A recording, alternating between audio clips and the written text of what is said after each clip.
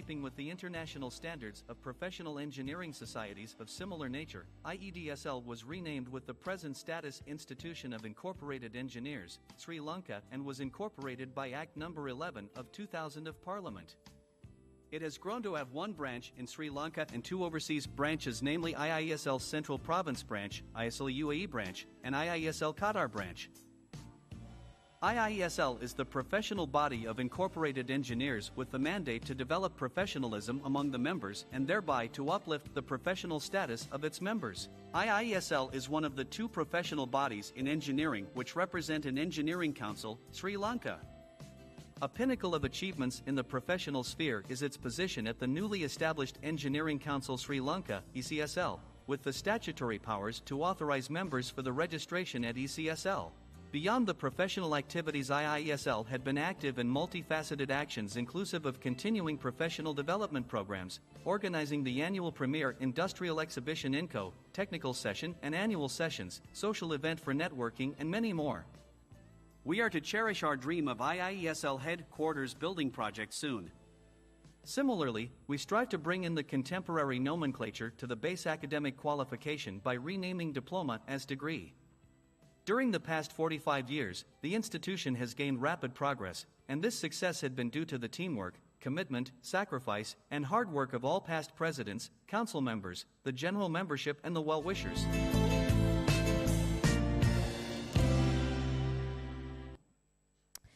The Inco Fusion Technical Session 2024 comes alive now, ladies and gentlemen, as we invite our following dignitaries to please join us here in front to light those decorating floating candles.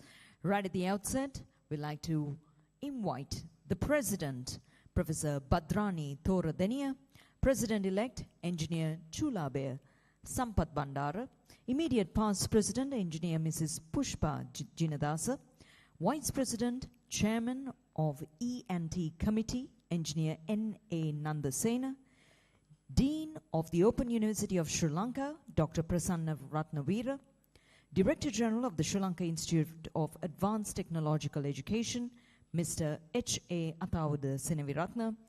Our resource persons joining us here today, Dr. Udayashankar Thayasivam, Mr. Thilan Vijay Singha, Mr. Diane Gomez, the President of the Institution of Diploma Engineers Bangladesh, Engineer A.K. Hamid, President of All India Federation of Diploma Engineers, Engineer Shivanand Hoga, President Diploma Engineers Association, Nepal, Engineer K.P. Singh, Chairman of PPF, Engineer C. Wanasingha, Past President Engineer Dr. T.A.G. Gunasekara, Advisor Engineer Kamalnath Jinadasa, President-elect Engineer Chulabe Sampath Bandara, Organizing Committee, representing the Organizing Committee, we'd like to invite Engineer Mrs. Jinadari Malkanti, Engineer Noel Joseph, Engineer Deepal Vikramasinghe, Engineer Sudat Rohana, Engineer Sunil Jayanta, and from the Manager Administration, Ms. Samilka Mendes, our civil sponsor, Ultratech Cement Lanka Private Limited, we'd like to invite Mr. Ruan Giganage. Also a silver sponsor, Eslon Lanka Private Limited, Mr. Nalaka Aturalia. Ladies and gentlemen, may I invite you all to please rise from your seats as we move on to a very traditional moment of lighting the decorative candles.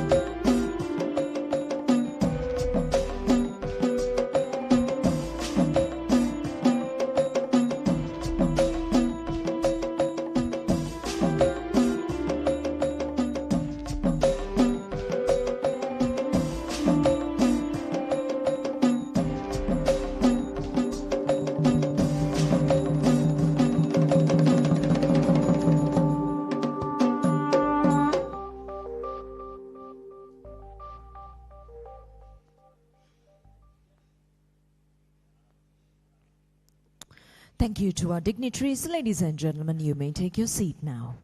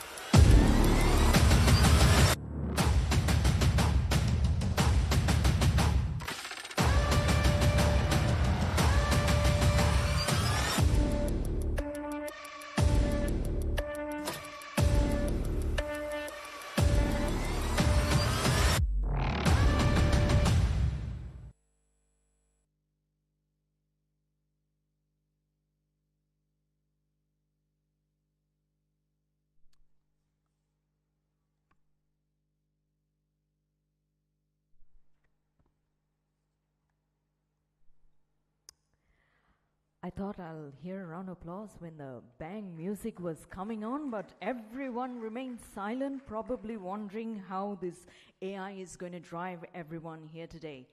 Good evening, everybody! Okay, I can see only the front few rows, everyone is wide awake. My rest of the audience and the engineers at the back is probably ready to thrive in themselves with the technical session that is profound here today. Ladies and gentlemen, our distinguished guests, esteemed colleagues, good evening and a very warm welcome to all of you to the annual sessions of the Institution of Incorporated Engineers of Sri Lanka. It's an honor to have you all with us for this remarkable event spanning from today till the 29th. Our sessions promise to be engaging and insightful, beginning today with our technical sessions, and tomorrow we'll be taking you through an exciting site visit, and we will conclude our annual gathering with the ceremonial session, followed by the annual general meeting on June 29th. Today's focus is on our Inco Fusion technical session under the theme Shaping the Future of the Engineering Industry in Sri Lanka. We know how much of a demand it is for us as engineers to be growing, But here we are, taking us through a very valuable topics that represents Sri Lanka and also supports in its contributions of our country as well. We have an impressive lineup of presentations that will delve into critical aspects shaping our field and our country's future. Ladies and gentlemen, while we say a very warm welcome to all our invitees, can we also give a warm round of applause to our delegates who have joined us from overseas? Come on, everybody. Thank you for being with us here today, and it's an absolute honor and privilege. Now, to formally welcome you all this evening, I have the real pleasure of introducing you to our president, who is the Engineer Associate Professor, who is a fellow member of the Institute of Incorporated Engineers and the Institute of Chartered Professional Managers. She has been nominated by the IIESL and is functioning as a member of the Engineering Council of Sri Lanka and the Board of Management of Construction Industry Development Authority. In 1981, she obtained the National Diploma in Technology in Civil Engineering, and her academic achievements include the MSc in Distinction from IHE, the Netherlands, and an MPhil from the Open University of Sri Lanka, and a PhD in Civil Engineering from the University of Moratuwa. She began her career at the State Engineering Corporation as a civil superintendent. Thereafter, she joined the University of Moratuwa and is currently serving as the 40th year at the Institute of Technology, University of Moratuwa. She's also a researcher, and her research work is published in 5 book chapters and in over 40 national and international conference and journal articles. Ladies and gentlemen, please join me in giving a round of applause as we invite Engineer Associate Professor Bhadrani Thoradaniya, our President.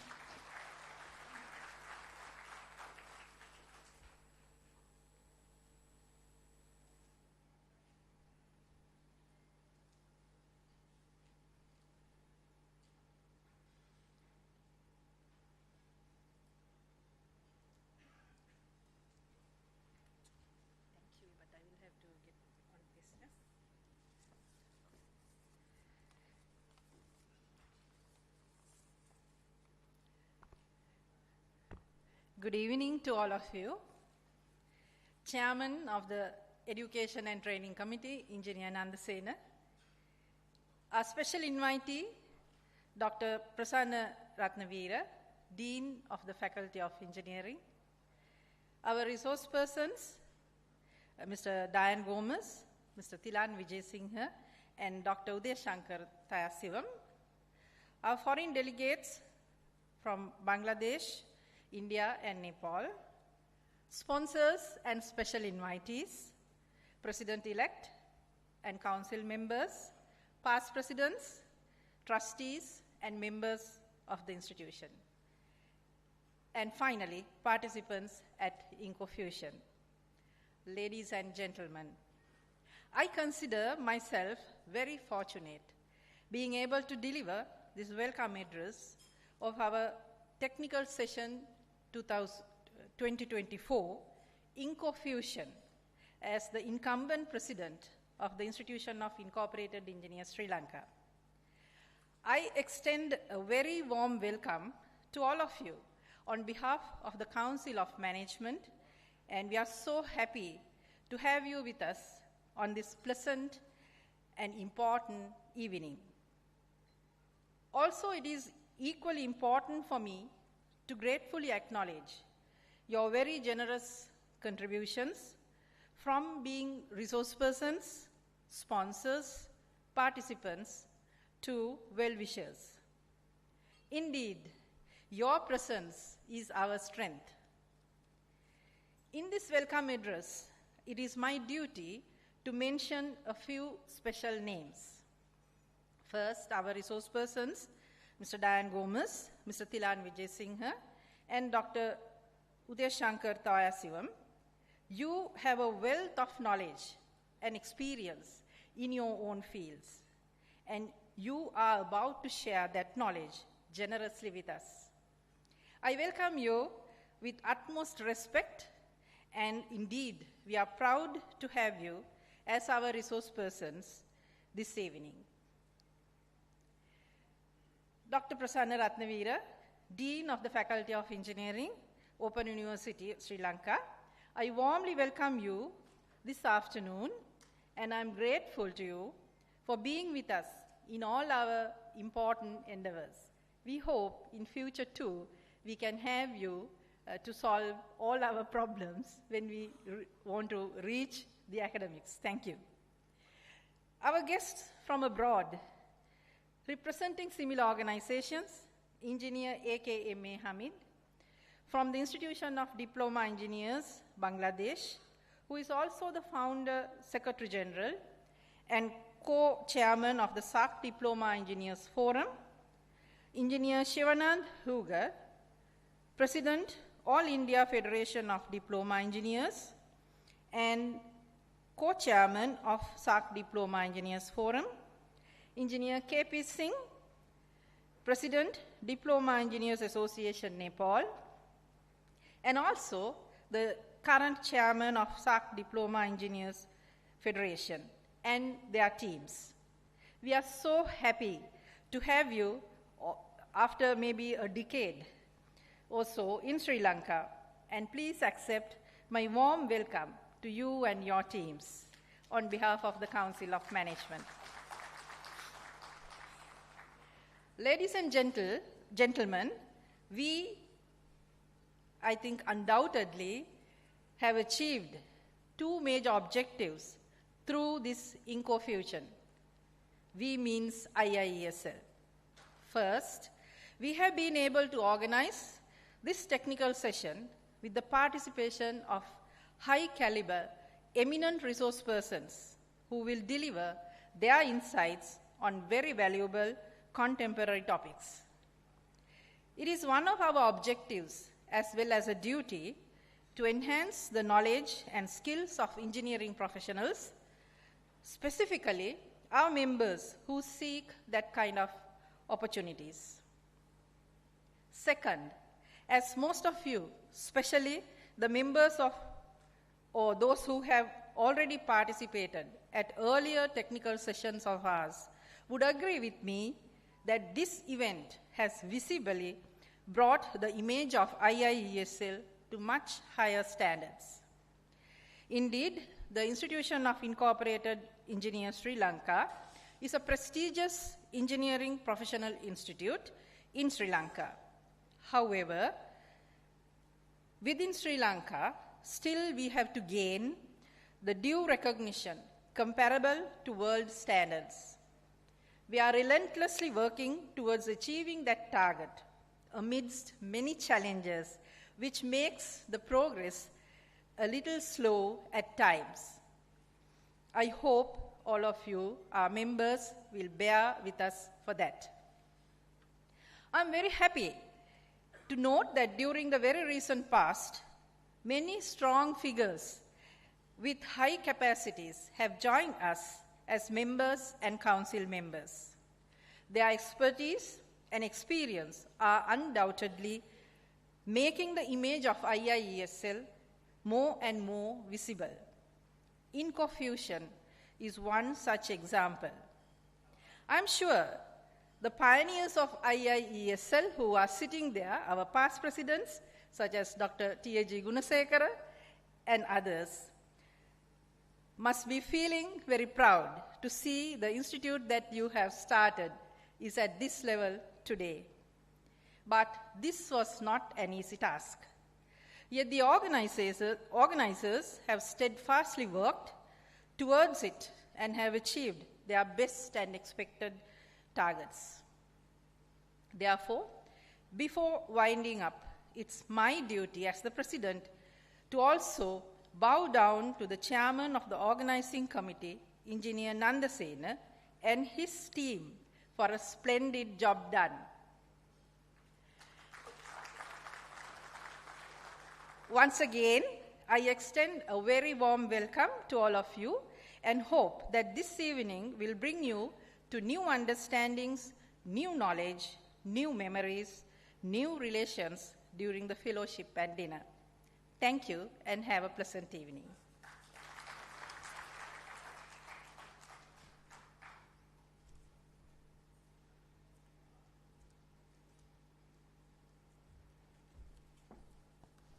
Thank you very much to our President, Engineer Associate Professor Bhadrani Thoradaniya for those very kind words and for introducing our speakers here this evening. Ladies and gentlemen, so are you ready? I know the speakers are ready. I'm not sure about her. Audience, are you ready? All right, I can see some heads nodding. All right, we're ready for our first topic, ladies and gentlemen. That is on the most talked topic, the artificial intelligence applications in the field of engineering. Joining us today, ladies and gentlemen, is an experienced engineer, currently head of the Department of Computer Science and Engineering at the University of Moratuwa in Sri Lanka. He oversees Data Search, a multidisciplinary research center which is dedicated to conducting analytics, engineering, and data science research. He graduated with a doctorate in computer science from the University of Georgia in the United States, and over 350 research articles have been published by him in a number of esteemed conferences. The Sri Lankan government has honored him twice with the prestigious E. Swabhimani Award for the tools and software they developed by him and his students. Heading the open source organization IIESL, he provides systems, libraries, datasets, tools, and systems for data science and natural language processing. He was also named as the Associate Engineer by the Engineering Council of Sri Lanka and is a senior member of the Institute of Electrical and Electronics Engineers. His special interests and eloquent practice in advanced machine learning and advanced data science make him a unique expert in this ever-evolving dynamic science.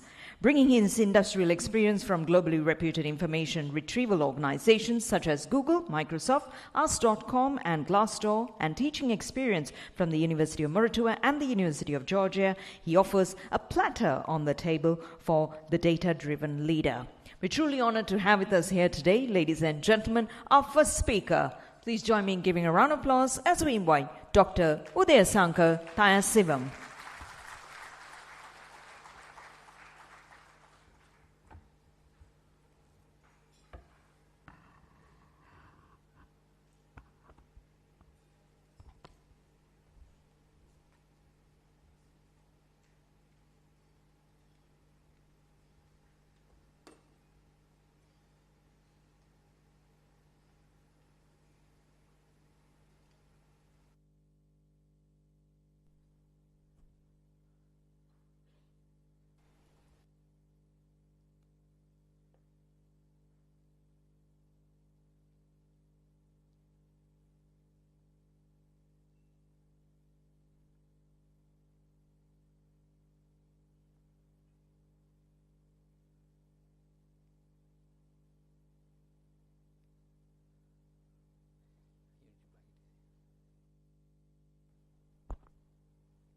Check.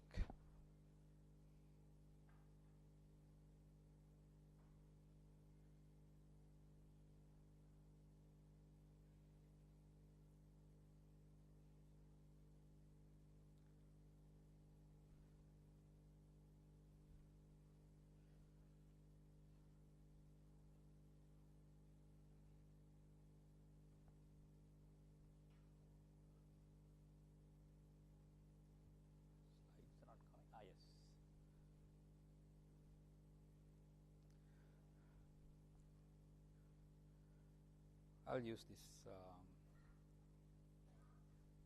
Slides up. While that getting set up, even in the modern era of AI, getting this projector, up and running right off the bat is still a challenge. I don't know when AI will be able to solve it without any trouble. You just plug in and it works.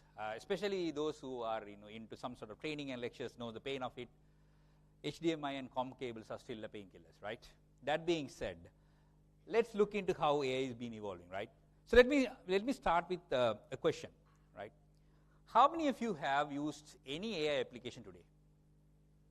Any AI application today? Like only few? I was expecting. Being engineers, yes, being engineers, I would expect you to use more. So.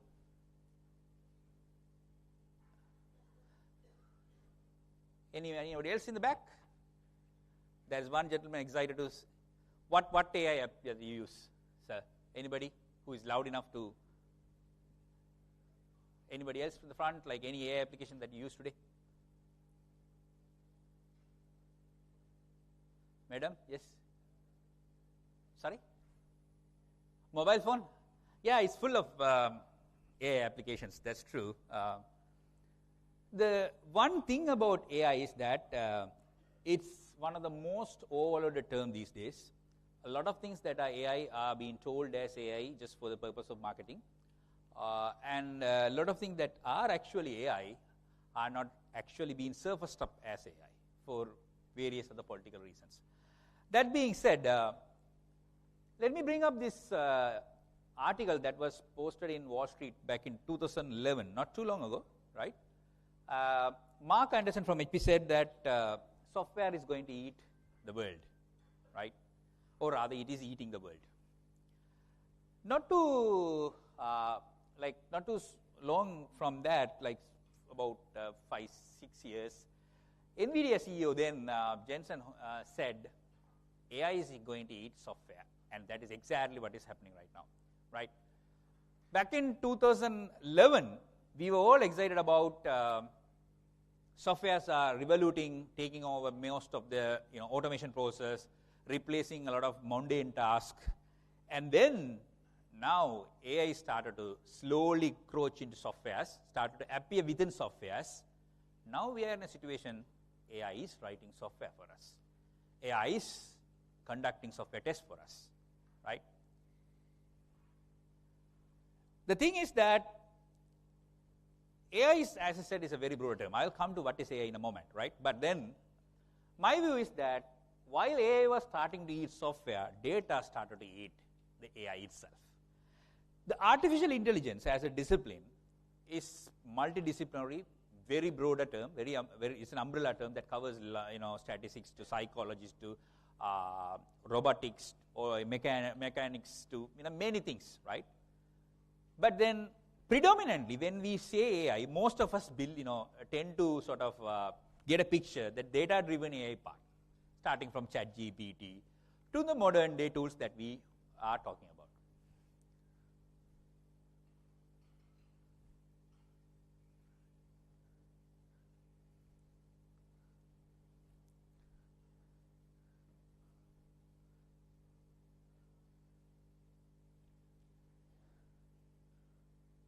Good?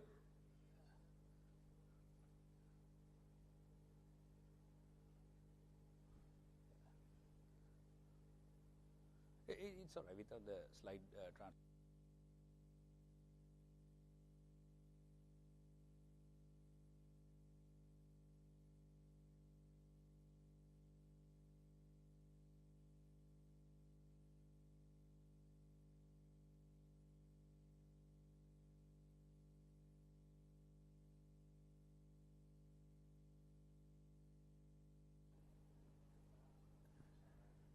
So while that's getting set up, right? Like so, as I said, softwares were eating the world. Then came the AI, and then came data-driven AI, right?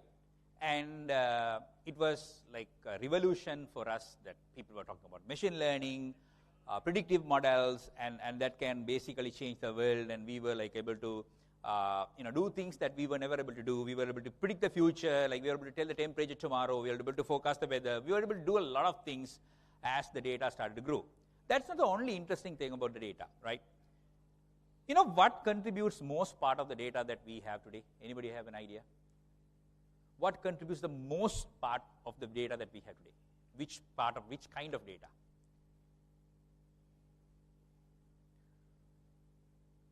Any idea? You know who creates that data that dominates these days?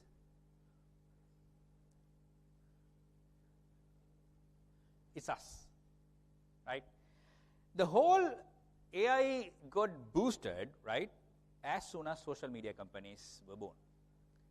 As soon as social media companies born, people were so excited to share their views and opinion. We jumped on, we started to share our views on Facebook, LinkedIn, Twitter, this, images, videos, post, and then we reacted to them, we commented about them, and that is what changed. That is what changed the whole data arena in the space. And that's where the data-driven AI started to boot up, right?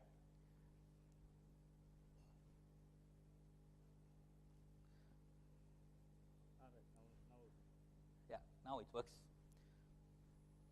So from AI, we went to data, and then come the newer concept into the picture, that is generative AI, right?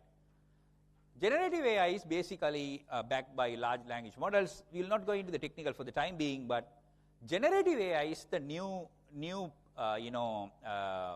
tool or the system into the picture that is backing, for example, ChatGPT, Copilot, and etc. And that is started to dominate the whole AI ecosystem nowadays. All right, now let's take a step back and come to the original question: what is AI? Because I started with this talk with the point that AI is an older term. A lot of things that people call AI is not necessarily AI. This is what Aristotle started to sort of, since the age of Aristotle, we started to figure out what is artificial intelligence. What is intelligence? And then we try to figure out what is artificial intelligence. It's a very philosophical question. But let's make some understanding about this, because it's very important for us to sort of segregate AI from other smart softwares or smart devices around there. First, they thought like anything that can think like human is an AI, right? There was two problems in that. First is human, right? How do you define humans, right? Humans are very complex creatures. We have very fussy way of doing things. It's very hard to put us into one basket and say, this is how we think, right? All of us think this way. It's very hard to say. And a lot of uncertainty around us. So they realized it's very hard if you define AI as think like human. It's very difficult to sort of reproduce it. So they changed the definition to think rationally. They said like define something like human is very difficult. Let's say like AI is something that can think with reasons.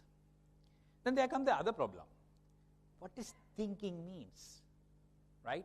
It's a very pseudo concept for us to realize in practice. So then they changed the definition to say like, how about like acting humanly, right?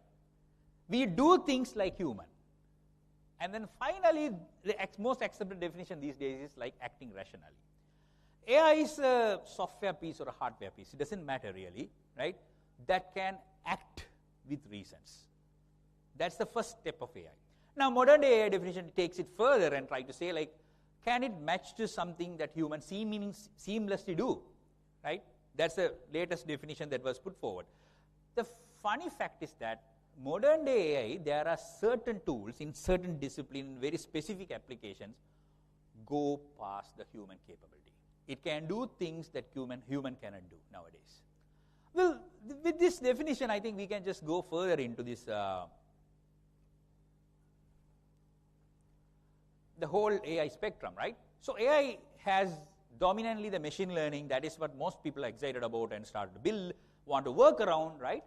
Within machine learning, you have deep learning, which is taking machine learning another step with neural networks laid in a deep manner and try to learn patterns from data. And then within that, we have generative AI. That is a new baby. That is, again, a deep learning concept, but it takes AI to another level, right? So NLP, statistics, all has its own influence here, around AI. One key point I want to make here is that in the history of machine learning, for a long time, we had discriminative model. The machine learning was able to differentiate two things, right? This is a spam email or not. Is this image have an explicit content or not? Is this content something we can recommend or not? Is this something I can forward? Basically, two classes or multiple classes, but it was able to differentiate the data in front of it. That's what the machine learning started with. The recent addition to that is generative models, right? Generative model was there for a while, but more practical usage came into the picture where you can type cat and it will create a cat image for you. That is what is generative AI. Until recently, this was not possible. Very recently, right? A lot of fundamental research has been brought behind making this practical, because like it's not only the research that was happening in the AI side, there was a lot of research happening in the hardware side also made this possible. For example, this is something I created. I just asked one of the AI model, can you draw a picture how an ancient Sri Lankan village would have celebrated one of its festival, and this is what it has given for me. So you can look at it, the color detail, certain semantic concepts it make for ancient Sri Lanka, the dress choices. I'm not saying it's perfect. It's far, far better than me. If you ask me to draw, I wouldn't be even close to this, right? But it made some good guesses. But also you can see there are some biases, right? If you are a Sri Lankan, sometimes some of you might even get offended. Is this how our ancient people were? No, not at all, right? Some of you might even challenge. That's not the point here. But that is one definite point that we will talk about later, what one of the limitations that nowadays modern day AI is having. So the whole idea is like, I just want to motivate first, what is AI, in theoretical side of it and how it has been evolving. Now AI basically, right, machine learning is one dominant factor a lot of people talk about. AI, natural language processing, like translating from one language to the other, taking voice commands, anything related to language, that is another AI aspect. Processing images and understanding images, creating images is another aspect of AI. Data science that has a sort of overlap with AI. It's not purely AI alone. It has other components also. So data science is another evolving spectrum around aspect of AI. Robotics, like hardware devices that move around, do things for you, is another evolving. And then Gen AI is the new addition, as I said. One thing I told you before, right? Like data actually speed up a lot of this data-driven AI process, right? One reason, as I told you, is us. Look at the amount of data that we create in a minute of a day, right? For example, right? 452 kilo hours of content streamed on Netflix in a minute, right? And 6.6 million people are actually online in a given minute, right? 231 million emails are sent. This is the amount of data that we generate online nowadays. There is another way to look at the amount of data that we generate. The statistics says that in a year-to-year tour, we actually double the amount of data that is created thus far. So, for example, if you take the amount of data that is created until 2022 by the human race, put together since the birth of the human, all the data put together, we have doubled that in 2 years. In fact, that 2 years is becoming shrinking, and we are actually creating data in an immense manner. The amount of data that create is large. The speed at which we create the data is also increasing, and that is contributing a lot around the machine learning and the data-driven space. And this is one of the reasons why we were able to create some of these cool AI models that are nowadays available. Now, how AI market is evolving, right? Look at the exponential growth of AI market globally, right? And specifically, the services, the software, and the hardware. Hardware is picking up. Like NVIDIA is now becoming the key player in AI, mainly because they are one of the largest GPU producers who can actually help us build the generative AI model. So if you want to work with generative, you want to build your own generative AI models, you need NVIDIA cards. NVIDIA is building hardware specific to businesses, specific to governments nowadays. So they are one of the key players, and they are, as some of you might see this meme that those sometimes back those who bought Apple stocks early are now billionaires. That nowadays the joke is that if you have bought NVIDIA stocks early, you make really good money because they are really booming, right?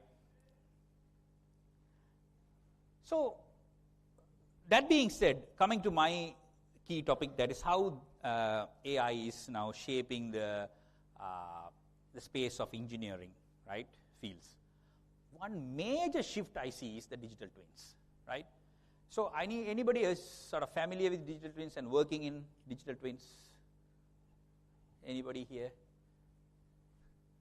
And anybody here work in engineering modeling side, like design and modeling side of engineering aspects?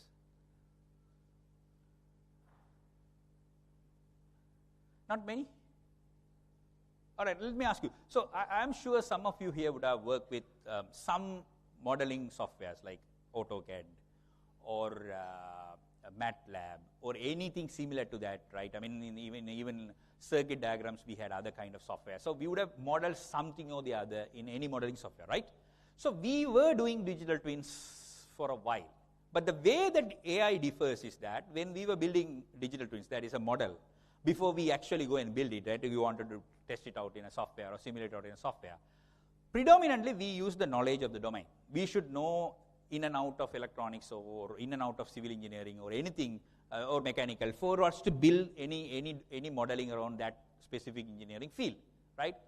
That is how it was. How digital twin in AI is changing that is, it is now able to build something very complex, number one. Number two, it is introducing forecasting into that, right? Using machine learning, it can forecast how things might be, right? Other thing is, it can build complex things that was not possible before, right? Things that was not at all easy for human to understand are now using data. You get an approximate model, and then we can actually use that. With the generative AI, this is changing even better, right? People go and type, I want to do a model like this, these are my requirements, and it creates a model for you. Like imagine those who are working in, circuit diagrams, some electronics engineers, if there is any, you go and say, this is the kind of circuit I want, this is the kind of requirements I have, it creates a circuit for you, right? If you wanted to create a blueprint for a building, you go and say, this is my requirements, creates for you. And that is what people are working at this point. In fact, NVIDIA itself is using like generative models to create their GPU cards. So digital twins actually is a very important contribution from AI for various AI engineering fields. Not only so just one field, like several others. Like for example, in civil engineering, from design to construction to maintenance, like what the real world is looking like. In digital twin, we just replace that with various other components, right? With data and with simulative models and with forecasting machine learning, and we are able to do a lot of testing before we actually go and build it out. It's same for any manufacturing, systems for that matter, and that is an evolving field nowadays. And it allows you to do a lot of simulative things. And do in fact it's the same thing is available even for medical engineering. I mean in doctor spaces, right? I mean instead of the real world where the human being is there, the diagnosis and treatment and patient reports and etc. Nowadays digital twin is that the patient's virtually things are now attached to that piece and assessed and managed, right? Now there are already AI-driven health recommendation softwares available and even approved by certain countries, right? AI is obviously looking into surgeries, and assistive surgeries already is there. Complete end-to-end surgeries, it's been looking. There are robots already being released that can actually take a cone kernel, open up a cone kernel, take the seed out, put something else in, and stitch the cone kernel back, right? So my whole argument is that digital twin is one way that AI is involving in all the engineering discipline across. Predominantly, it uses the domain knowledge, how that model is built. It uses the data that is available, and then it uses a lot of simulative techniques around it. So it supports what-if analysis, exploratory question answering, and a lot of decision making as well. GE Aviation, this is one of the very popular use cases where that digital twin of their aviation motors have been used and very well exploited, and it's one of the success stories of digital twin. So coming back to digital twin, like it reduces time to market because you can experiment quickly, improve the quality because you do a lot of testing cheaply and in simulative environment, improve the R&D because a lot of crazy ideas can be tested there without actually spending money. Right, because it's available there, and it allows you as a decision-making playground. Right, I have worked with some of the Sri Lankan companies in building digital twins in some of their logistic,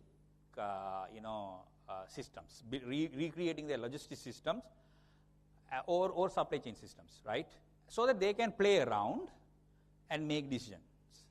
They can play around. There is another digital twin that we built in, I can't name them because of my NDA. I can give you names. There's another logistic partner. For them, what we built was like how their demand, like, because somebody will ask them to move things from one place to the other, or, some ride-hailing applications, right? So there will be demands coming in. There will be subscribed drivers to them, and they have to match both of them, right?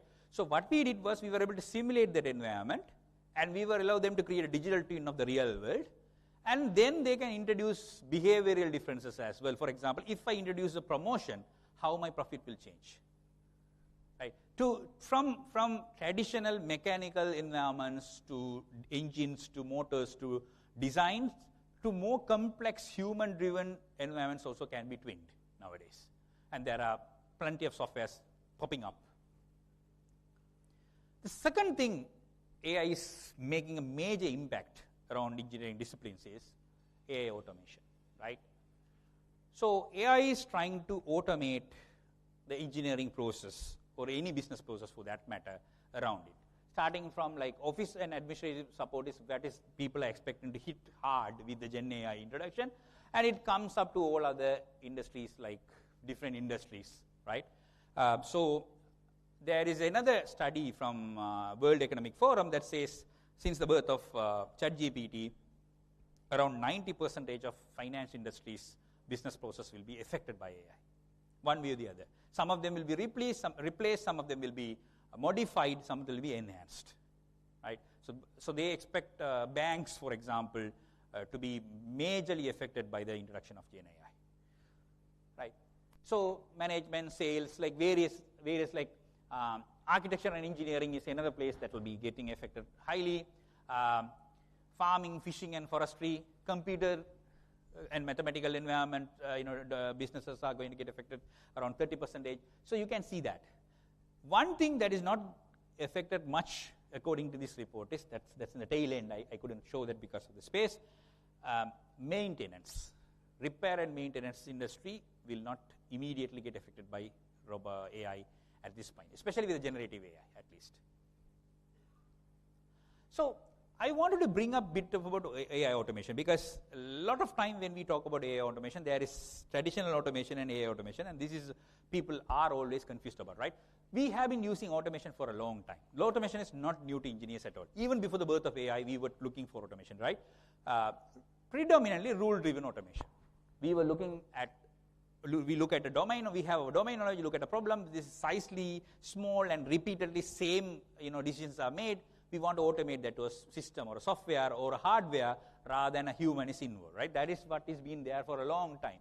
Then now self-learning automation is the new thing that is coming up, that we wanted AI models to learn by how things are going around and on its own to learn how to fix the things around, how to think, how to automate things around it. So that's the new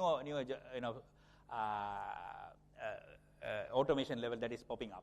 Limited AI automation is basically like we don't want AI to do everything sometimes because of the sensitivity, sometimes because of the accuracy that we need. So we selectively in a process we selectively delegate few things to AI. Sometimes what we build is that AI will notify a human decision maker, hey, this is ready, can I automate? And you look at it and click it. Yes, go. Oh no, don't do that, right? Autonomous AI automation is basically end-to-end we delegate to AI complex problems, not like rule-driven which is very limited, right? End-to-end completely AI. One classic example I will tell you that is anybody knows that end-to-end we have delegated to AI, already it's there. An automation or decision making that is being delegated to AI end-to-end. Anyone, any example that you could think of?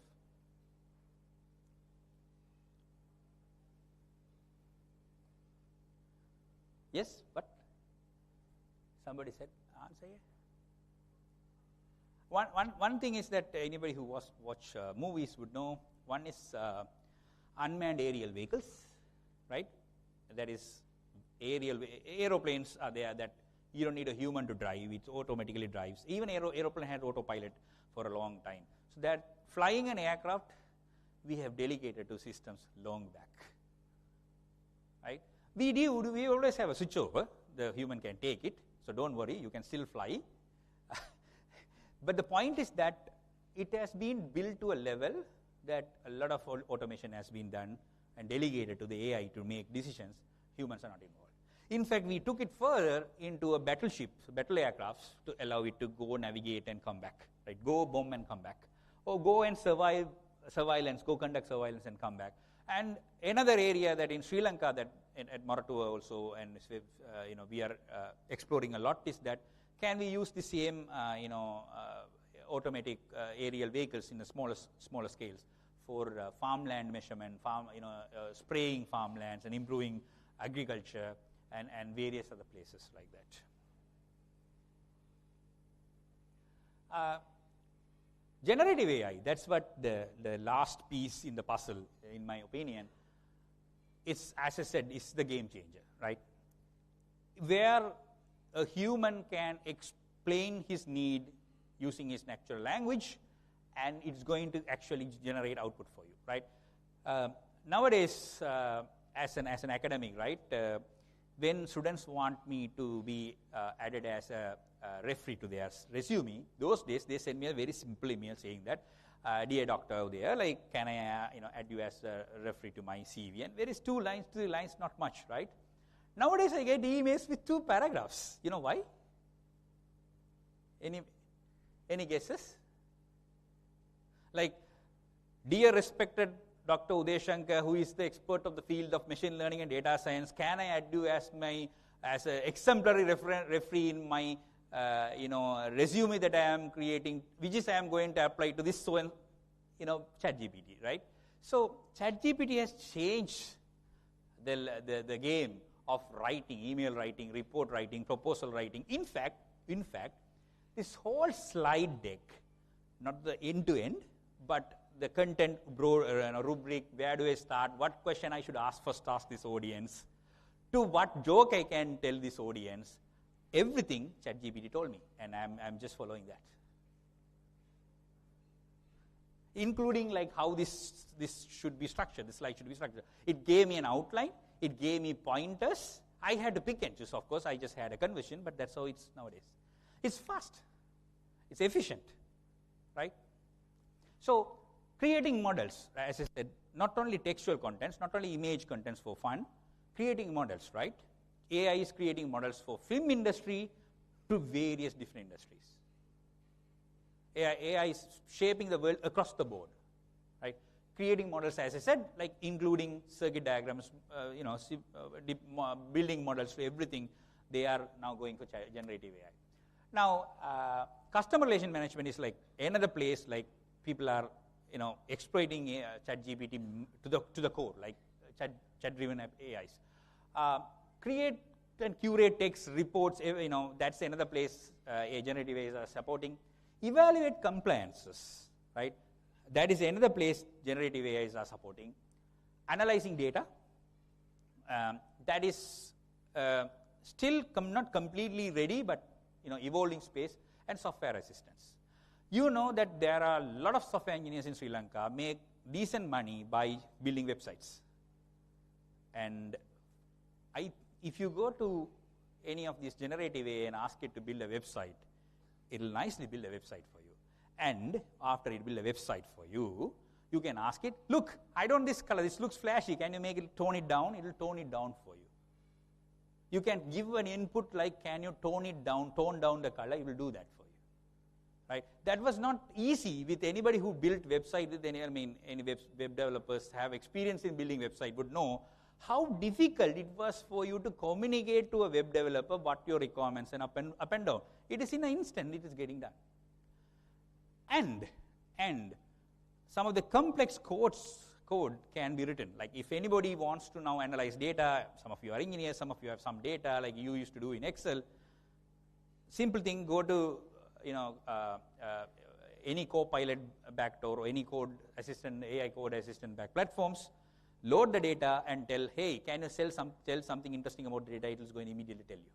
It will tell you the trends, it will tell you what is the size of the data, what issues are there, it automatically tell you. No need to write a single code. But you still need to be able to tell it what it to do, right? You have to prompt it. And that's the major aspects that are now popping up. So this is just a recent picture that was put forward by Analysis about different kind of Gen AI tools that are popping up, like DALL-E, that is around images, and there are different generative AI for video, designs, visual generators, code generators, and text, voice, audio, music, you name it. Right? All these places AI is generating. Unlike previously, which was classifying good, bad, positive, negative, whatever, now it's generating. Now, I wanted you to be aware of two things about generative AI, if anybody is interested in playing with Gen AI. First one is known as hallucination. Anybody knows what is hallucination in AI, Gen AI? Anybody heard of this topic? All right. It's not much different from my classroom. They also like, if I ask a question, not much of a response. So, but that's fine. So here's the thing, right? So hallucination is a concept that they say, they find in US teens, right? What they do is, if you ask a question to a US teen, any teenager in USA, they say, whether they know it or not, they will answer that question. That is known as hallucination. Right? The same problem is there with generative AI models. Whether they know it or not, they will tend to answer it. That's one major weakness of generative AI models, number one. Number two, prompt engineering, right? Prompt engineering is that how you ask an information from generative AI matters. It could be like the same question can be formulated two different ways in language, right? That also plays a major role in how generative AI give response to you. So the final piece I would like to highlight is that how data-driven decision-making is shaping the engineering field, right? As I said, data and AI, that combination is another piece in the puzzle, and generative AI is one of these major leapfrog in the recent past. Generally speaking, using data for decision making is like, it's becoming the new thing around it, right? And people are actually suggesting you think like a data scientist, like work as an engineer, right? So the engineer's role itself has changed significantly how they need to work, because a lot of your decision making is going to be shifted around data-driven approaches, right? So when I was working in US, one of the projects that I was involved is where my data science journey started. Like, I looked at it and I found that this project is not going to be successful. So I sent an email to the CEO saying that I hope I'm still within time. Let me know if I am still within my time. So so I sent an email to the CEO saying that, like, look, I need an appointment. I think this project is not going to work. He never cared. I was still young manager at that point. He is CEO, right? So then there was another meeting where I had, the meeting finished early, so there was a few minutes left.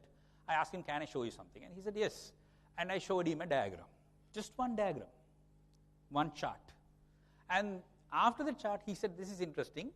Can you get back to me? And then I sent another version of the diagram with 2 sliders and an email, and that's it. He stopped the project, and they saved millions of dollars for the company. And that's the beginning of data science for me. Data-driven decision-making is the new paradigm that everybody have to look at. Like long back, right, people were like looked around the things using telescope, and that was science. You observe, and then you observe, and that's observations are made into science. Then in later, like, theoretical science became, like, you hypothesize this is how world would have born, or the whole universe would have started. Hypothesize things. The theoretical science was popular. Then later, computers came into the picture. You were able to simulate things that was not practically possible before. Mathematically difficult equations were, you were able to do faster and efficiently in computer than human driven, right? So that's changed the game. And recent years, it's all about data driven. Data is, if you take 10 papers in any conference, I think roughly 6 to 8 papers are about data-driven approaches nowadays. Every discipline is talking about machine learning papers, machine learning discoveries, right? Data-driven discoveries and machine learning models, because that's the game changer nowadays. It's across the world, right? So this is the famous cartoon, how Google works, right? So decision-making in organization used to be hippos, that is highest paid person opinion that drives the decision-making. Nowadays, it's data, forecasting models, simulations, etc., So you can decentralize decision making, number one. Number two, it's evidence driven, right? It's rationalized. So that's the game changer nowadays, when it comes to decision making, impacting engineering fields across using AI. So basically, you start with data, you have to generate an insight from it, and you act on it. The action itself generating data back. So that's the paradigm that they adapt when it comes to data-driven decision making around. So, yeah. With that, I pretty much cover major part of my slides. I have few more slides, but then yet again, any questions so far, or any clarifications? I know we have a panel discussion, but anything on the content that I covered so far?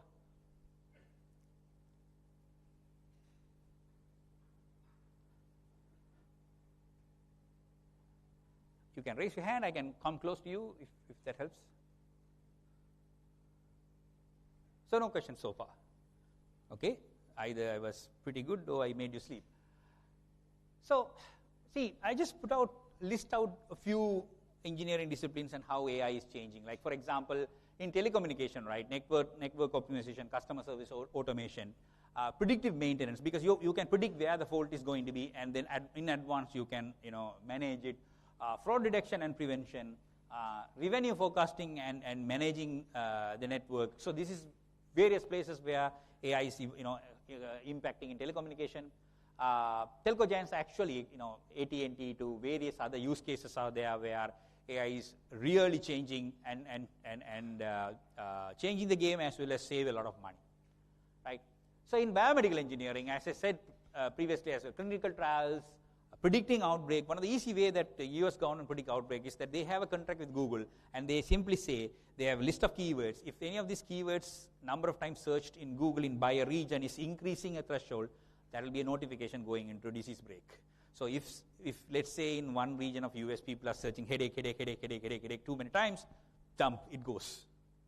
Or fever. Like that's the easiest way they do, outbreak prediction. Disease diagnosis, as I said, in certain MRI report analysis, AI has shown it has outperformed humans. It has done a better job at diagnosing than human. Medical image analysis, drug discovery, new drug discovery, again, like digital twin and simulative environments helps a lot.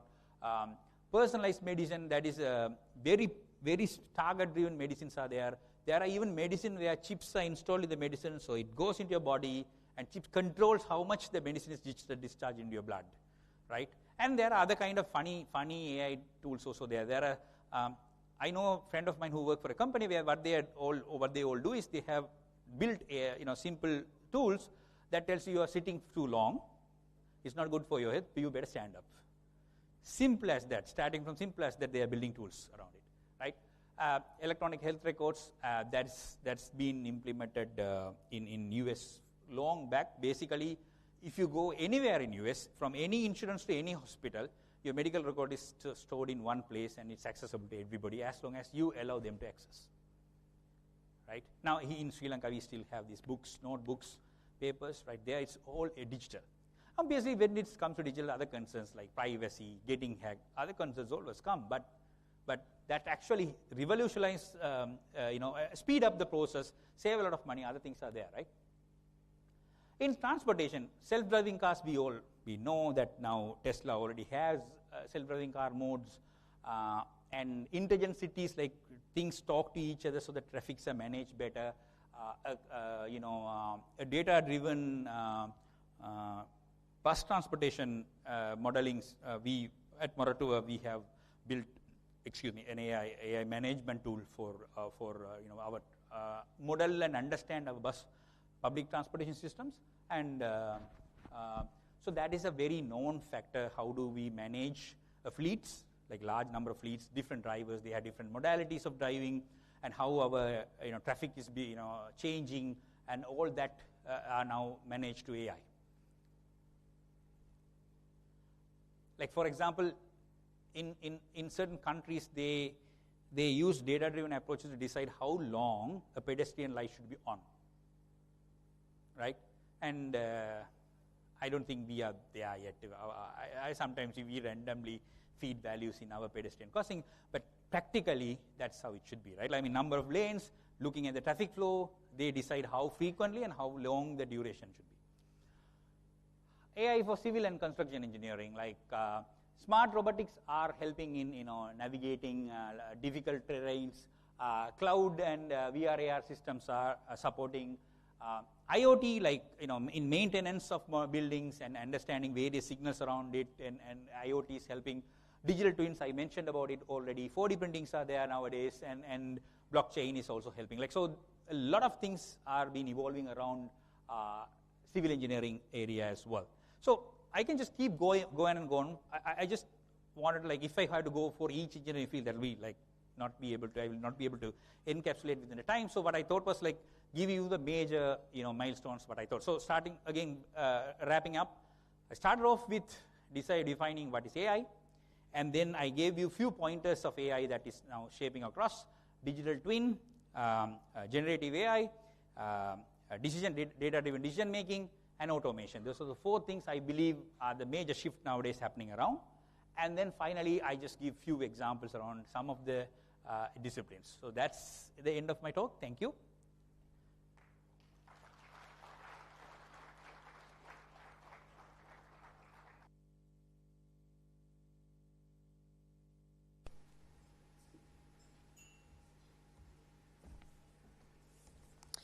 Thank you, sir. Thank you very much for taking us through that very important presentation.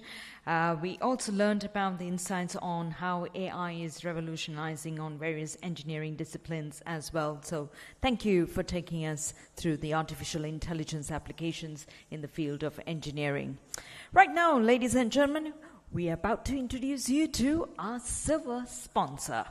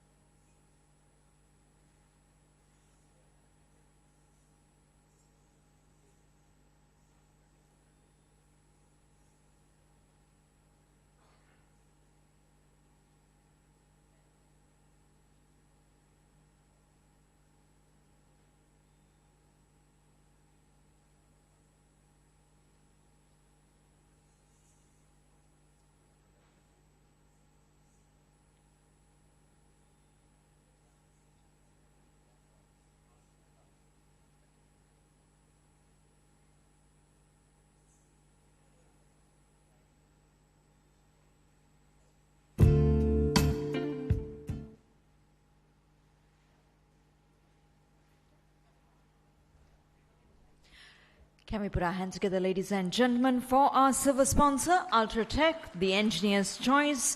Thank you for partnering with us for our event being the Inco Fusion Technical Session 2024. Before we move on to our next speaker, we have the beautiful Budavata Dancing Academy ready to entertain you here this evening.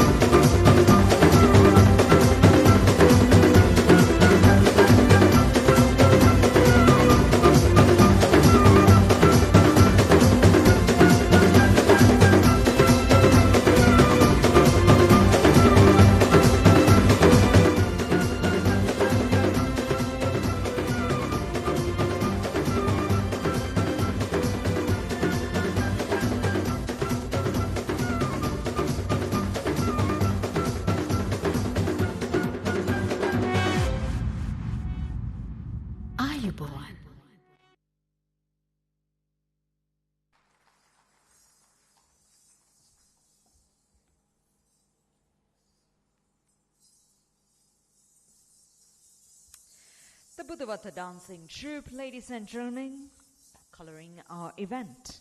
All right, we're ready for our next speaker now to take us through the presentation on engineers' role in economics growth of Sri Lanka. And there's no better person than this special gentleman to do the honors. He has a degree in industrial engineering, economics and business from the State University of New York and Cornell University, USA. In his career, he has functioned as the CEO chairman of both private and public sector organizations and is an entrepreneur at Angel Investor. He commenced his career as a senior consultant at PwC and then as the head of strategic planning at Sampath Bank. He ventured into the investment banking in 1992 and co-founded Asia Capital PLC and Asia Stockbrokers, which became Sri Lanka's largest investment bank and stockbroker in the year 1993 and 1994.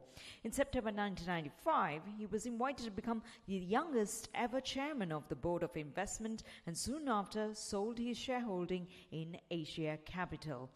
As the BOI, he pioneered public-private partnership transactions as well. Under his leadership, the BOI finally closed an $800 million in PPP transactions that included South Asia's first sports sector BOT, private power generation for the first time, totaling over 400 megawatts of thermal and 75 megawatts of mini hydro, and attracting competition to fixed telephony for the first time, which was known as Lankabel and Suntel. In addition, he introduced innovative investment structures to create Sri Lanka's largest middle-income housing projects and quadruple the number of private hospital beds and helped create SLIT, now Sri Lanka's largest fee-levying university, where he serves as a board member. He's been the former CEO MD of Sri Lanka's two largest listed property companies in Sri Lanka, and from the year 2007 to 2019, he served as the founder chairman of the National Agency for Public-Private Partnership that developed the PPP project pipeline over USD 2 billion.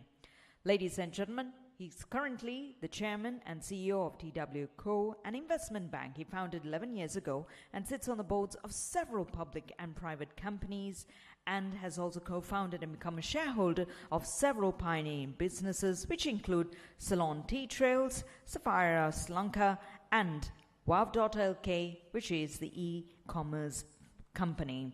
Could you please put your hands together for our speaker, ladies and gentlemen, Mr. Thilan Vijay Singha.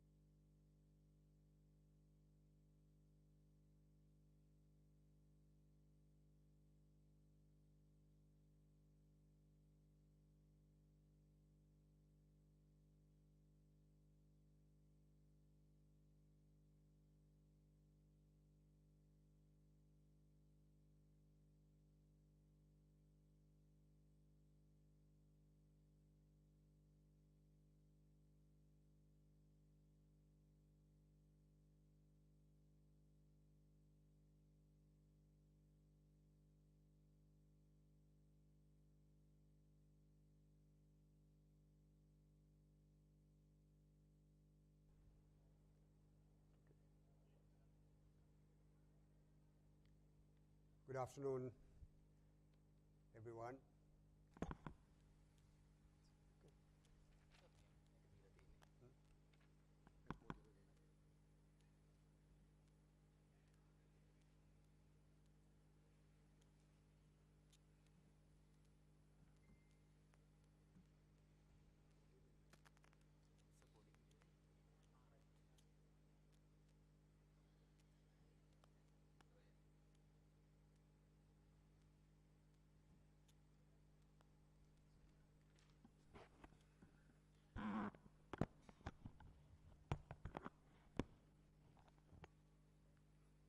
Sorry about that.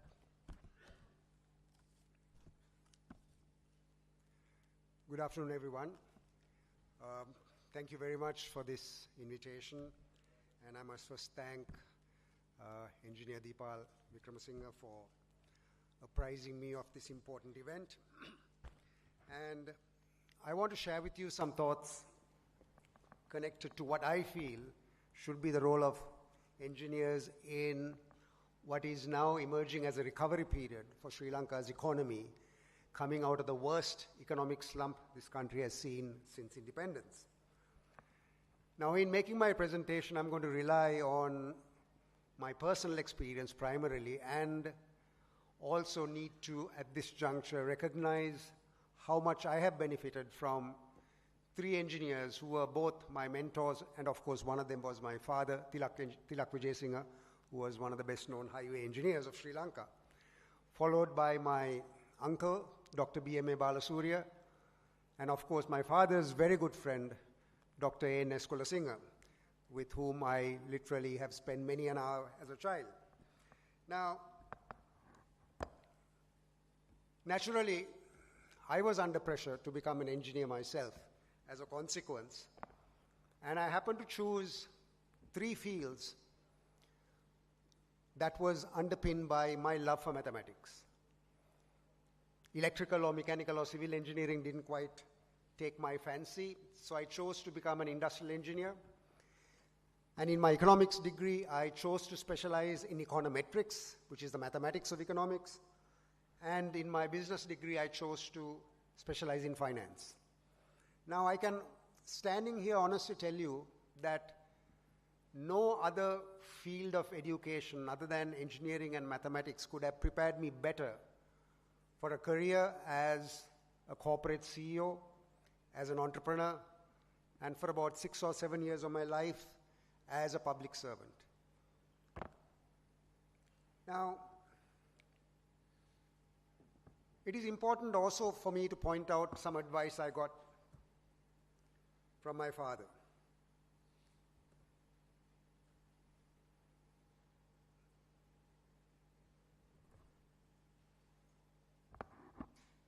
Can I have this? Sorry, pardon me, because I didn't quite expect to have a laptop standing in front of me here, because if I can use the remote.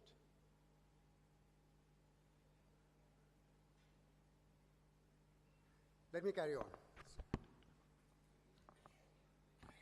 Now, one of the initial lessons my father told me as I was packing my bags, son, I had to teach myself principles of management after I became 40 years of age. So make sure that in addition to your engineering, you get a business degree. And he pointed out certain aspects of Dr. Kulasinghe's management style, which did not quite take into account the economic realities and the financial realities of engineering.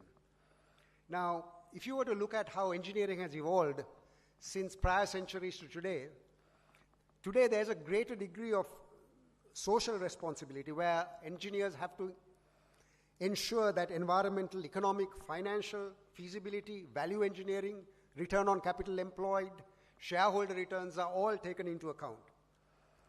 Now, in my view, Sri Lanka has a proud history of engineering, going back centuries. And again, I must quote my father where he said, son, if there's any one field of engineering that Sri Lankans have been world-class for centuries, it's been irrigation engineering. However, despite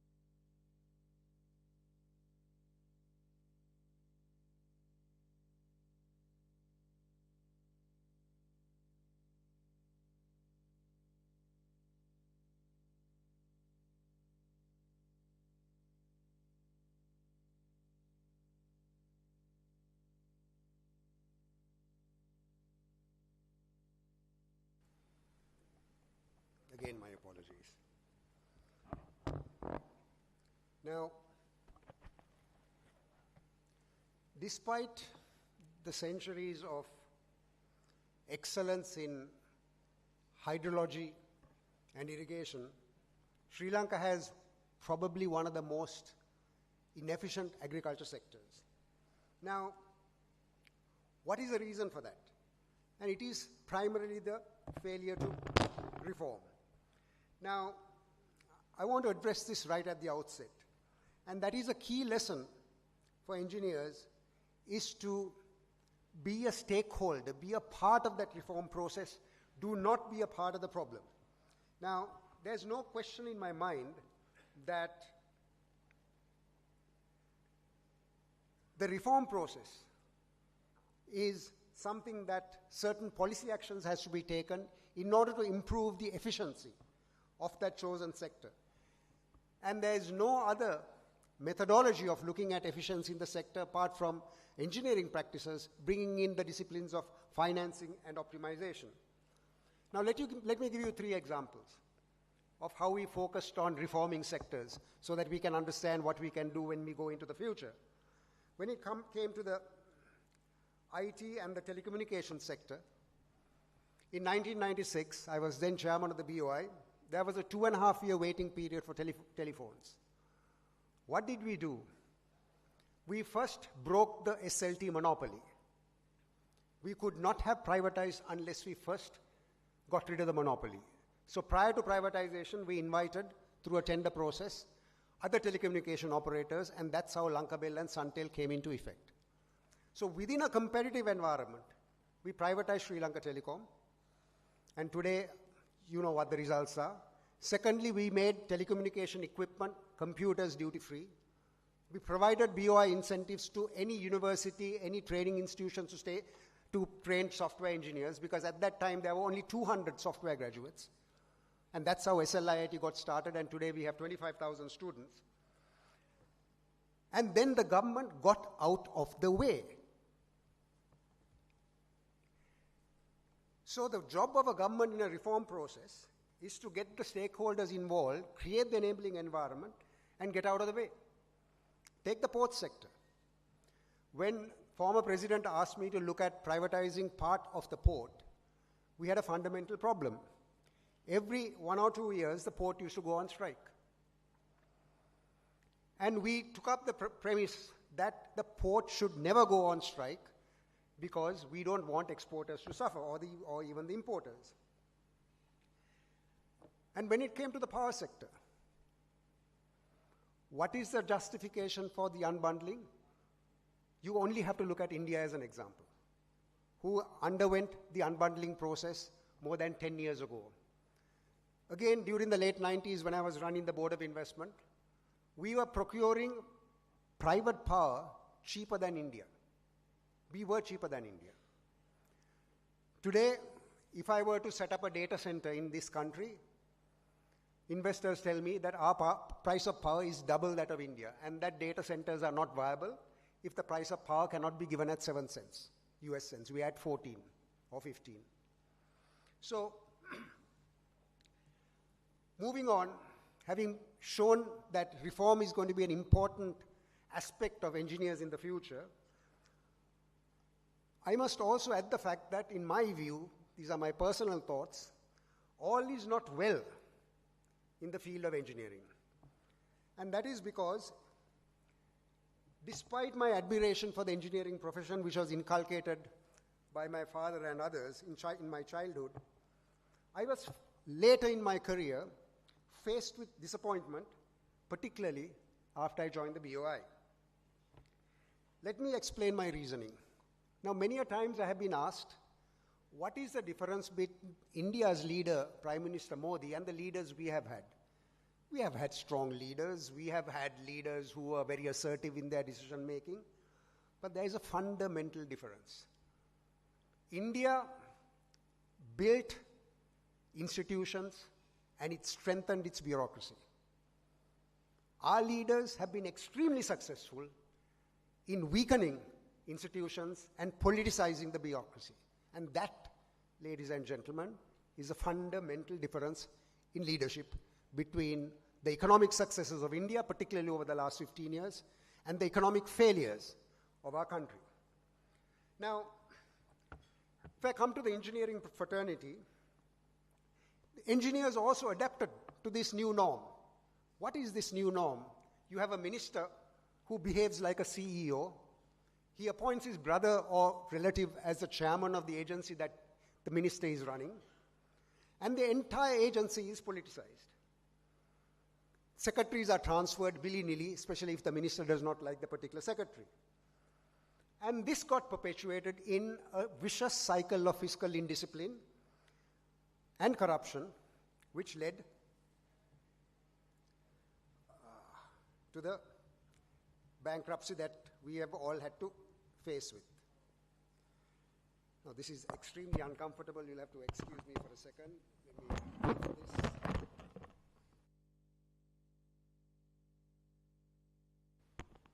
Right, that's better. Now, returning back again to my earlier statement, which I'm saying with a lot of responsibility about my reasons for being disappointed in the engineering fraternity, and I'm talking only of a minority.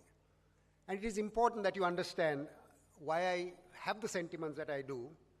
Now, when we were privatizing the Queen Elizabeth Terminal, which was one of several terminals in the Port of Colombo, we had made ample justification to the minister, the president, on the reasoning for going with a public-private partnership as opposed to a loan by JICA, the Japanese lending agency. And this is not any indictment on JICA, by the way.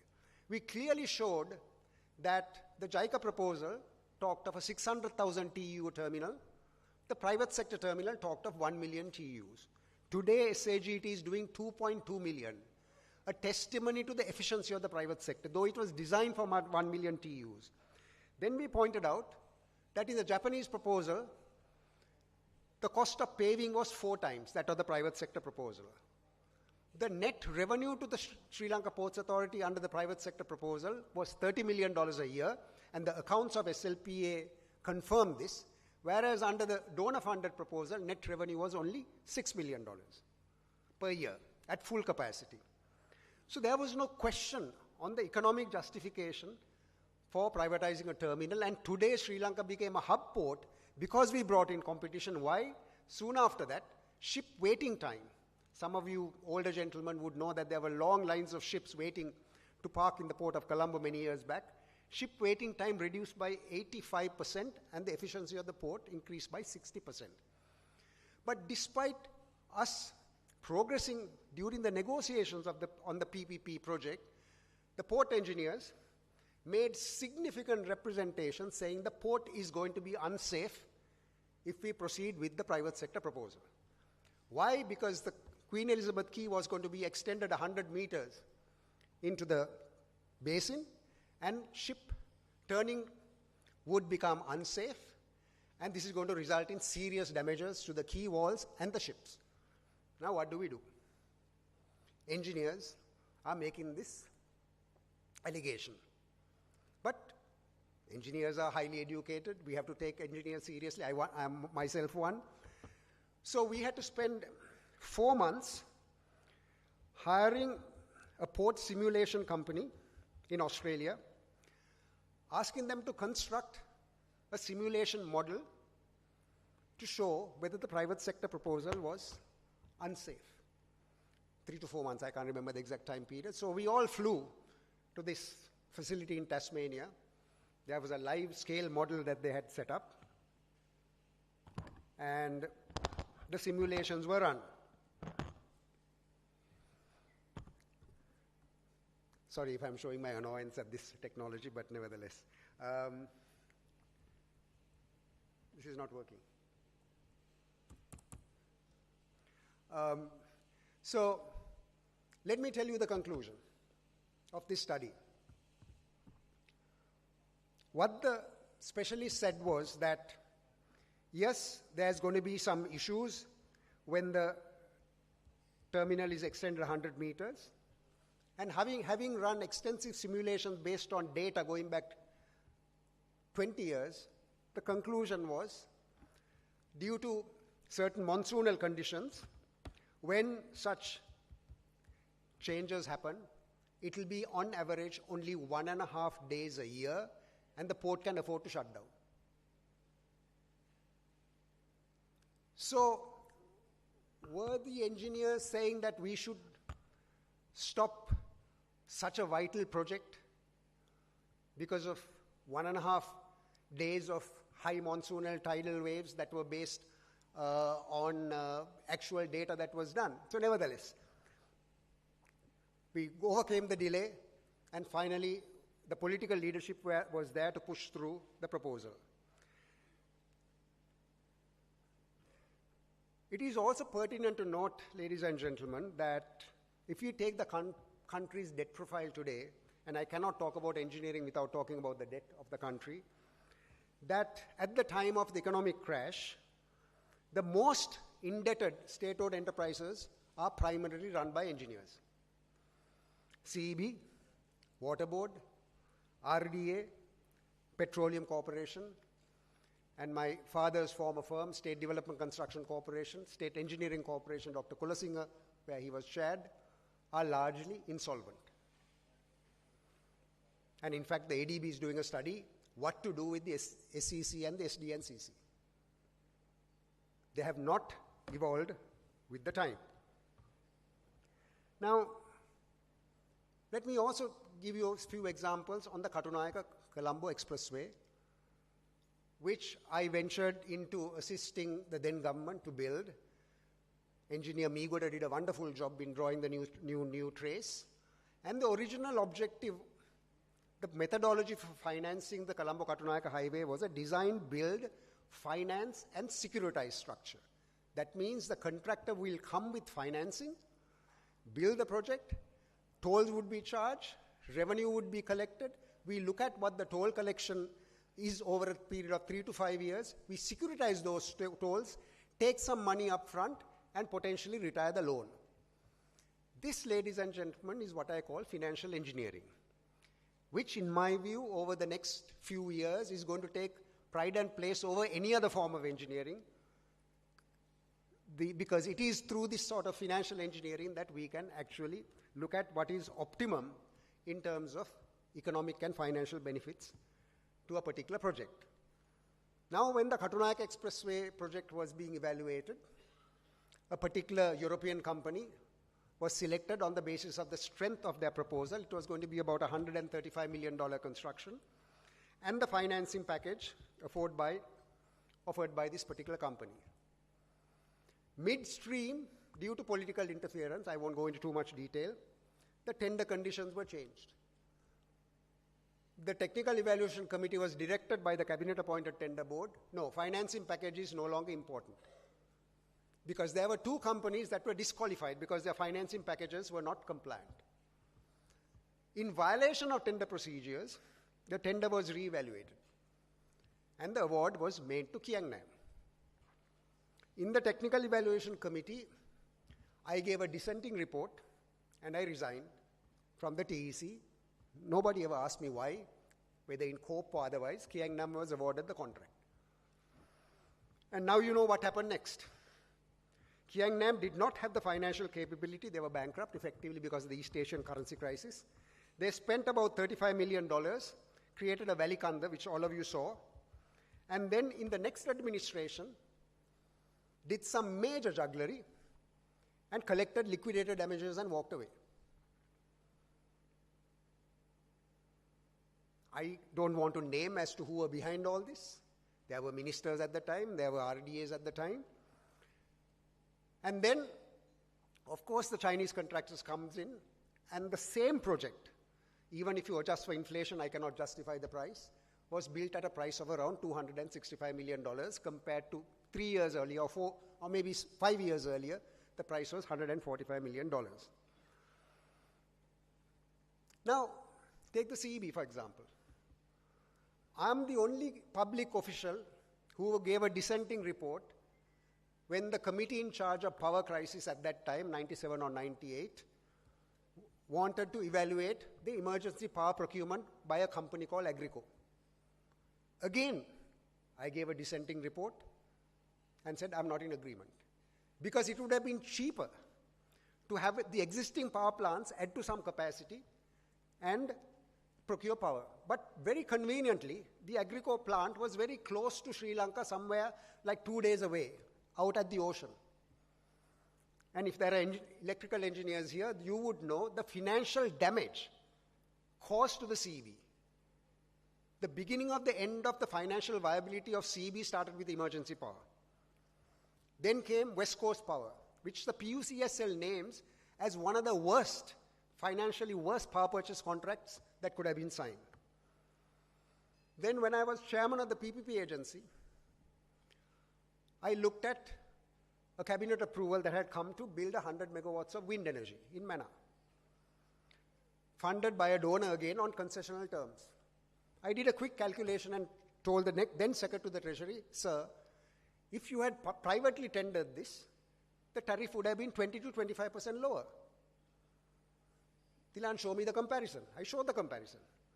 And one of the causes of the higher tariff, even though it was through concessional financing, and of course, government guarantees have to be given for this, was because in the loan, there were 5 circuit bungalows, one of which had a nice pool. You can go and have a look at the pool today, and 17 vehicles, amongst other add-ons. Now, but nevertheless, it got built. That's fine. I sleep easy at night. And today, I'm rather disappointed to see engineers with great enthusiasm talking of the benefits of nuclear energy. Please, let's look at the capital cost per megawatt. We are a country which still is at a bankrupt rating, raising financing. You cannot raise financing this side of 12 to 18% dollar-based today because of the fiscal constraints in the country. And we are talking of nuclear power, which has huge difficulties in integrating with renewable energy grids. There's enough and more scientific evidence, so I'm not an engineer, that's not my area of speciality, so let me not venture into talking too much. But why is it not presented with alternatives? What is the best alternative? And that's a financial decision that has to be made. The list goes on. National Water Supply and Drainage Board has $800 million of debt. Reason? A series of unsolicited proposals being implemented with foreign funding with at least 30% profit margins built into it to contractors. Unsolicited proposals were the norm in the National Water Supply and Drainage Board. Oliville Port was built when in fact there was significant objection to it. Hambantota Port was built. I was scolded by the former president, who was Labour Minister at the time, Mahinda Rajapaksa, saying, I am single-handedly opposing the Hambantota Port. My opposition was very simple. 2 engineering companies, one based in Canada, one based in Denmark, said, do not build that port there. The hydrological conditions are not in favor, the environmental conditions are not in favor. There was never a financial feasibility study done for the Hambantota Port. And now I'm shocked to see the Sri Lanka Ports Authority issuing a EOI for the Galle Port with a massive landfill. Where is the environment impact assessment? Where is the pre-feasibility on the financial aspects of it? I can stand here and give you an assurance there won't be any investors who will respond to the EOI, credible investors. Then we had LRTs. Now, I'm not standing here and saying I'm opposed to the JICA-funded LRT. But my view was that at that time we were debt-stressed. Did we have the fiscal space to take on another $1.7 billion of debt to build the LRT when there were other alternatives? And on top of that, if the LRT had been built, cash losses before debt service would have gone on for 15 years. So the LRT project was justified based on economic criteria. But was that analysis rigorous enough? I do not know. In my view, no, it wasn't. And on top of that, I was directed to look at 3 other PPPs to be done on light rail, all of which were not viable. So, actually now I'd like to show the next slide, which is this. Where is it? So this slide shows very simply in 2009 when we had peace coming into this country, the bottom line is our foreign reserves. The orange line is our foreign debt. Our foreign reserves to foreign debt ratio was only 4 times in 2009. And this went up to 9 times. There was no way. The debt was not sustainable.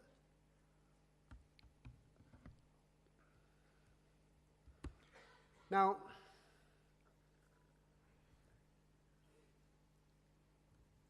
okay. Can you turn the screen on, please? Or is this working? No, I need to look at the screen. So, here's the real mantra that I feel should be the role of engineers as true stakeholders in economic growth and economic reform. The economic concept of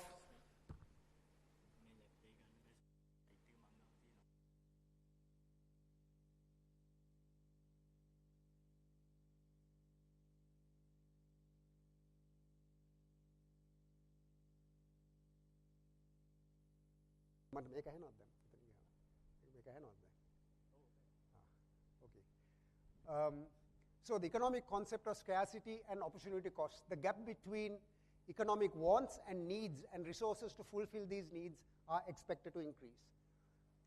As you all know, we are under an IMF program, and the IMF has clearly stipulated that our debt to GDP ratios need to be at certain percentages, I believe 95% in about 2 or 3 years, from about 110% at the moment. So that needs to be understood. The resource allocation process needs to be transparent, competitive, devoid of external influences to have an accurate price discovery process. That's obvious. Development of infrastructure sustainably with new concepts of engineering, economy being embraced boldly. I would love to see engineers being a part of agriculture reform, agriculture modernization in the country. Health sector reform, health tech, modern agriculture technology being brought in. So one has to, there are a couple of slides that I'll talk about what sort of sustainable infrastructure we would need in the future. And more importantly, in my view, engineers need to engage in competitive behavior, be entrepreneurial in thinking, understand that competition is the true driver of innovation, efficiency, and optimum resource allocation. Now, in the past, I have been asked,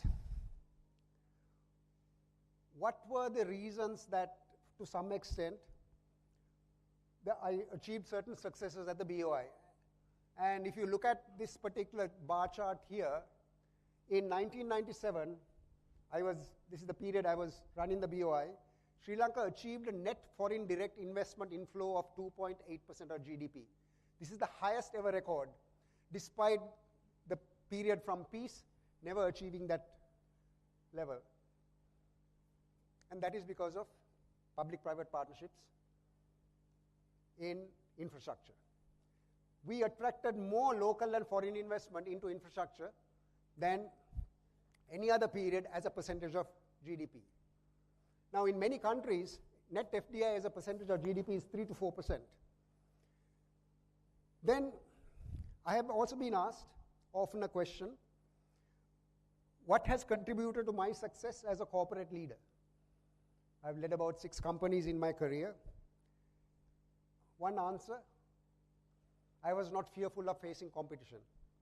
When I was made the CEO of Asian Hotels, which is the owning company of Cinnamon Grand, Cinnamon Lakeside, prior to it being sold to John Keells, my competition was a Frenchman. And yes, I was then able to earn the salary of the Frenchman. And also we need to learn also how to be humble. When we were starting out building Asia Capital at that time and Asia Securities in investment banking, myself and my other partner who were running the business, after about 2 years, we voluntarily stepped down as joint managing directors and headhunted and appointed an Englishman as the CEO. Why? Because we wanted to learn from him for a limited period of 3 years. We wanted to innovate. So we got out of the way in order to learn from what's happening internationally. And today, what am I doing through TWC? When the crisis came and I resigned from my public sector position as the chairman of the PPP agency because I was told certain things to do by the then secretary of the president, which I didn't agree with. I suddenly realized the team that I had brought into the PPP agency and myself, we had an internationally marketable skill. This was in 2020. So a few of those team members joined with me, and today we are paid the white man's daily rate to advise the governments of Bangladesh, government of Maldives. We have done work in Nepal, and just now starting to do some work in Sri Lanka. So the second aspect that I pointed out earlier, the resource allocation process. I think it's very important for each one of you engineers to read a new act that has come in through Parliament, which has been passed through in Parliament, which was long overdue. It was initially drafted 5 or 6 years ago. And that is called the Public Financial Management Bill. Finally, the wish I had many years ago of strengthening the finance ministry. As long as we have a weak finance ministry, we'll never achieve fiscal discipline. Ministers or engineers or whoever else would have their own way, and without the checks and balances on financial viability, accountability, we cannot turn this economy around. And the Public Financial Management Bill has a mechanism of creating what is called a Public Investment Committee, where whether a project is to be funded through the consolidated fund, external resources, or private investment, it needs to be all filtered through a particular process. So, if I can go to the next slide. I'm going to now, in the second part of my presentation, focus on know-how through human mobility, which, according to Professor Hausman, who went to the same university that I did, Cornell, the key to economic growth is know-how through human mobility. Now, what do we mean by human mobility? Labor mobility between firms, industries, and different regions of a given country. That means the person in Dehiatakandia or person in Moratuwa or Colombo should have equal opportunity of applying for whether it's a government position or private sector position or starting a business. Do we have that level of labor or mobility of brains in this country? No. The example I always give is, how did we win the 96 World Cup in cricket? Many people have said, no, well, it was Sanath Jayasuriya, Romesh Kaluvitarana, it was Arjuna Ranatunga, etc. No. It was because an enabling environment was created about 7-8 years earlier by Gamini Disanayaka of ensuring that regardless of where you're born, which school you went to, what your ethnicity was, you had an equal opportunity of being selected for the national team. In a situation where, much earlier, 99% of the team was comprising of two schools in Colombo, Royal and St. Thomas's. Sorry, nothing against any Royalist or Thomians here. The 1996 cricket team did not have a single Royalist or a Thomian. A majority of the players were from outstations. Mobility of labor. Now, countries like US, brilliant. Immigration. Australia, the best brains. India, their initial economic growth was underpinned by the power of the diaspora. When we were starting SLIIT, one particular vice chancellor told me, Thilan, what's the point in our expanding our output of software engineers? All of them go overseas. I said, Professor, that's exactly what is happening in India. Yes, India exported all of them, but they become investors and subcontractors. And software exports from Sri Lanka is the only sector that has grown at double-digit levels over the last 20 years, other than the economic crisis period, at 15% per annum compound, from about $70 million a year about 20-odd years ago to $1.2 billion. Foreign direct investment, one second, previous slide. Foreign direct investment. I asked a question from a Chinese contractor. Were you not worried about foreign contractors coming into your country many years ago? He said, no. We brought them in, we learned from them, and we chased them out. That was the answer they gave. Now, what has happened to SDNCC and State Engineering Corporation? They have not learned how to compete. They have Chinese state-owned construction companies first capitalized, learned the business, learned the art, learned how to build infrastructure within China, and then they went overseas, and they got public listed. Today, these companies, about 60% of the shares are listed on the Shanghai Stock Exchange, virtually all of the state-owned construction companies. Now, if you look at, next slide, Silicon Valley, sorry, this is a slightly old slide, almost half of Fortune 500 companies in the US were founded by immigrants. If you look at Silicon Valley, foreign-born individuals account for 57% of STEM workers who start businesses in Silicon Valley. Now, if you look at migration, now if you look at Singapore, 46% of the workforce in Singapore are foreign-born. They import talent. Hong Kong, 44% of the workforce is again foreign-born. This is again an old slide. In Sri Lanka, it's just 0.2%. I'm not talking of importing labor here. I'm talking of the mobility of brains. Just as much as you go overseas, we need to attract the brains to come into this country. Next slide, please. Now, another aspect that Sri Lanka has not understood is that for each new job created in the IT sector, 4 other local jobs are created outside. For every foreign tourist who come to this country, 5 direct and indirect jobs are created. For every foreign-born worker in the United States with a US STEM degree, they create almost 3 jobs for US citizens. And Sri Lanka, as I mentioned earlier, we have been a net exporter of STEM workers.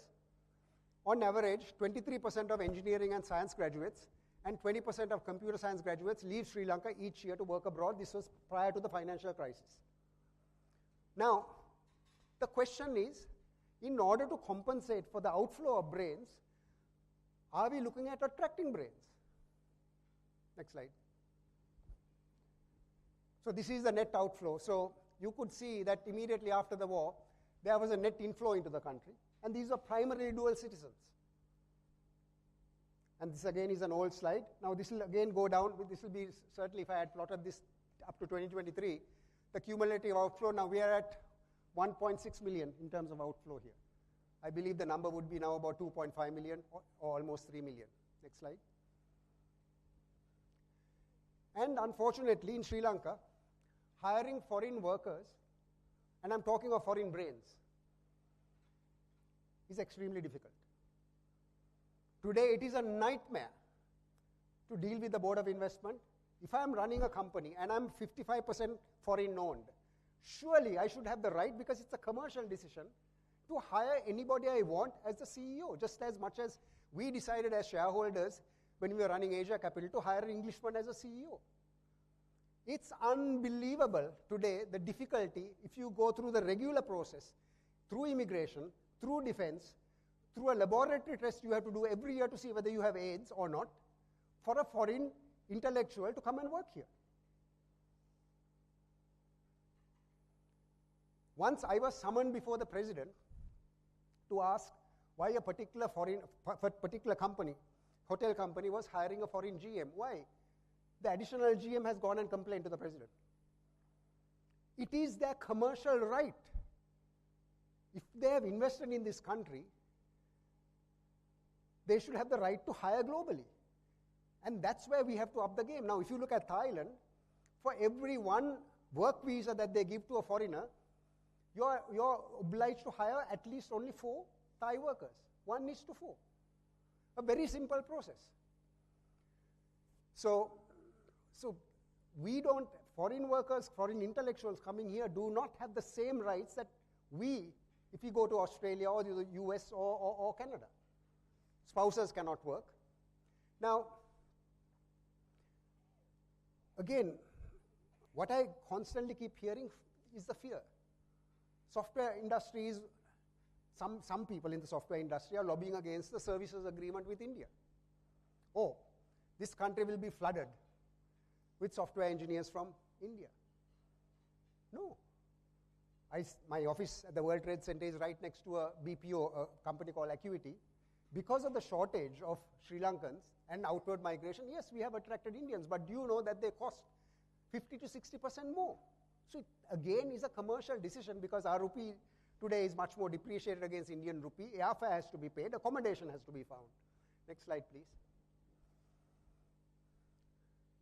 So what can Sri Lanka learn from the immigration system in other countries? Let me make sure that I'm here on time. So many foreign countries realize that immigration policies as an active tool of economic growth by attracting the diaspora and other professionals and investors. Next slide, please. What should Sri Lanka do to move forward? So here's an interesting question. Sri Lanka may have the talent and the people for the current economy, but does it have the talent and the people for the economy it wants to have? You know the answer. To get there, Sri Lanka will need to open up for more inflow of know-how, the way all prosperous countries have done already. This means more FDI, more diaspora returns, a high inflow of foreign talent. Engineers, doctors, architects, accountants, and lawyers are guilty of uncompetitive practices holding the country and their own professions back. I can boldly say this. Even with a 51% local partnership, foreign law firms cannot practice in this country. Many an occasion for clients of my company or myself, we have hired foreign lawyers because for certain types of work, the skills are not there. I have lost count of the number of projects that we have gone to overseas architects. Now, let the overseas architects set up practices here in partnership with you. You uplift the entire industry. As I mentioned earlier, I'm who I am because I competed internationally. Exporters compete with the world, whereas we just compete amongst ourselves. Blocking knowledge and competition from coming into this country. To this date, we have not learned from when Singapore and some of those countries, when they were developing countries, did and learned from. Let's move on. Next slide. So Professor Ricardo Hausmann and I, we were having a conversation one day, and he asked me one question. This is the question he asks. Can you mention in one sentence what prevents Sri Lanka from realizing its true potential? So the answer I have is in the next slide. I had only 10 seconds to think about the answer, and my answer was, next slide.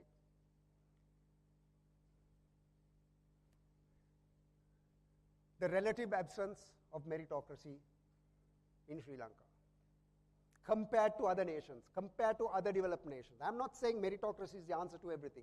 Combined with clanism, corruption, breakdown of institutions, lack of a common economic vision, which was the subject of my Ananda College speech, if you want to listen to, inadequate micro-level planning, analysis, and execution.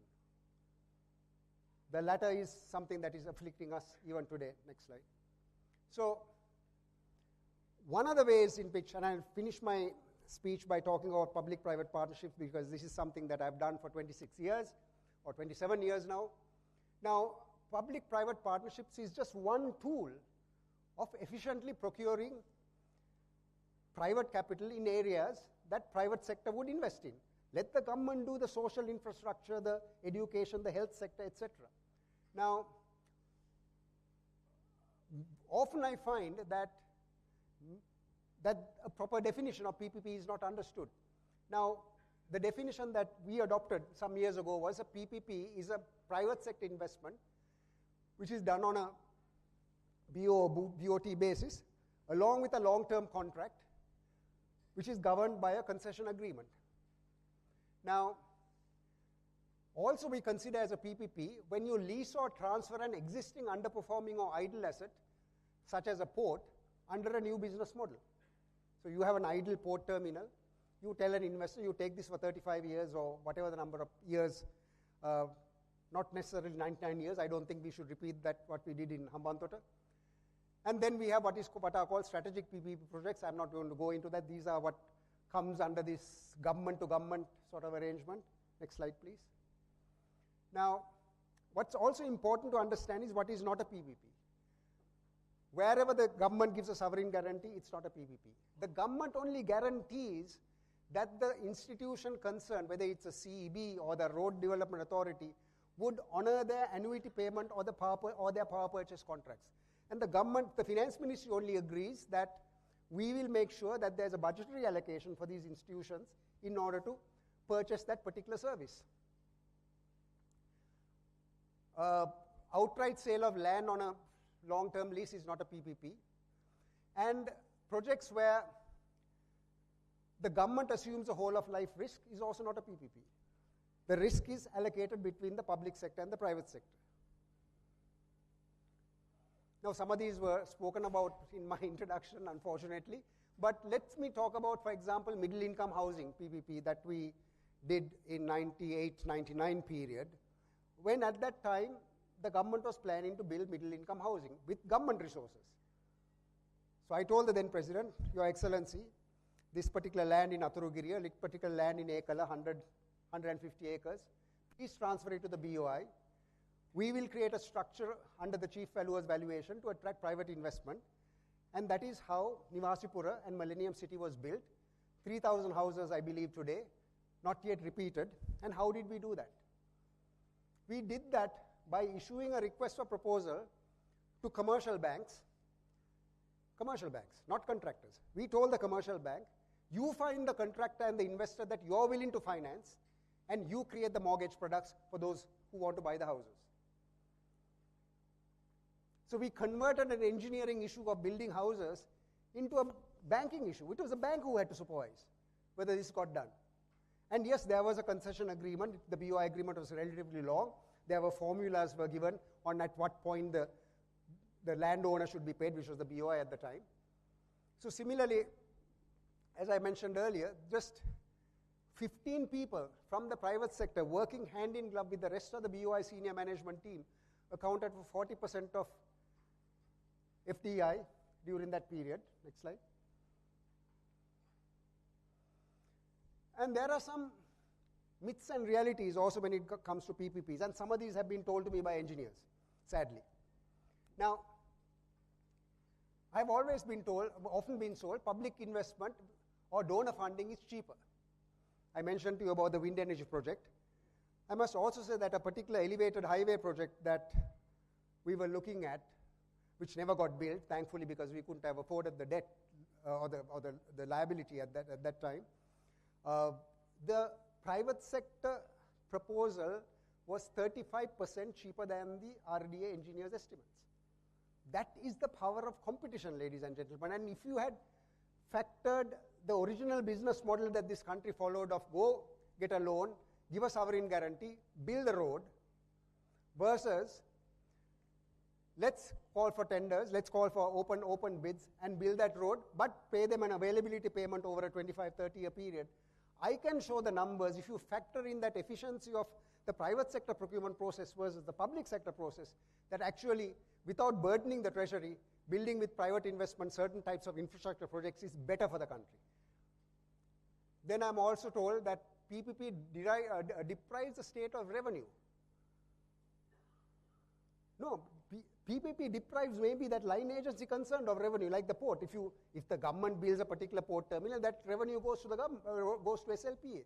But what matters to the government is the dividend that the treasury receives.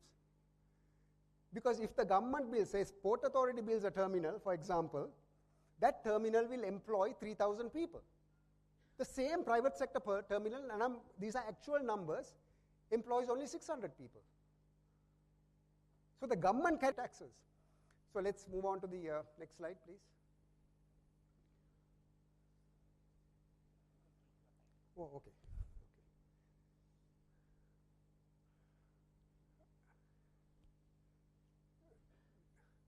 So the other very important lesson that I have learned in life is what we call the value for money principle. Every public-private partnership, and in my view, every public investment, major investment in infrastructure, should undergo what is called a VFM analysis. And that's basically, is that procurement achieving the desired outcome, taking into account both financial and non-financial factors. Now, The qualitative analysis is that it involves whether a project is likely to be suitable for private financing, is it going to impact the community at large, is it the better alternative than the other alternative. For example, if the LRT was, here's another interesting story. I received a proposal somewhere in 2018 for a PPP connecting the Katunayake airport with Colombo via a rail system on a PPP basis. When you did the number, unsolicited proposal, when you do the numbers of a $1 billion say investment, the government subsidy to make it viable was about $500 million. But then, when you look at it with alternatives, I showed the finance ministry at the time that if you build this, it is going to cannibalize toll revenue from the Katunayake highway, where you have a massive loan to pay. Why are you even entertaining this? Sadly, and this is where the fiscal indiscipline comes, ladies and gentlemen, this cabinet paper, despite my writing a 7-page report saying this is unsuitable for the country, was approved by the cabinet in 2019. That's the day I decided, never again will I join government. And I thought to myself, no, I'm going to inculcate or pass on my knowledge, whether it is through talks like this, to a small team that I have built. And I'll be accessible to the government, free of charge, or paid for by donors. But sorry to say that I'm not going to go back and use my experience and my knowledge to build something in government, to see the next government coming and dismantling it, and to take compromising decisions that eventually ended this country in bankruptcy. So both the quantitative and qualitative analysis and the value for money analysis is something that we've got to keep in mind for the future. Next slide, please.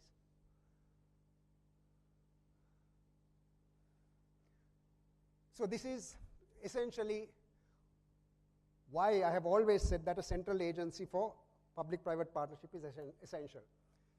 It is highly technical. Engineers, financial professionals, lawyers, all work hand in glove when it comes to structuring a PPP project. And I'm in favor of a PPP law, not for anything else, so that the right people get hired. In fact, today's PPP capacity, I can rewind 20-some years. We've gone back to square one, because the reason, within 3 months of my resignation in, I think, end of December 2019, the former Secretary to the President sent letters to a highly trained staff terminating all their contracts, March 2020. Some of them are now with me. And here's the tragedy from the national perspective. I may have gained by some chance. In the bank accounts of Sri Lanka, there were $28 million of World Bank and USAID and other donor money. Significant portion were grants, the rest of it was soft loans, to hire any technical expert from outside, local or international, to help structure a $2 to $3 billion PPP pipeline to make the right decision. All that money went back, withdrawn. So certainly there is a role for the PPP agency, and in 75-80% of the countries that we have looked at, developing countries, PPP agencies are located within the finance ministry. Coming back again to the capital allocation decision that I talked of on the Public Finance Management Act.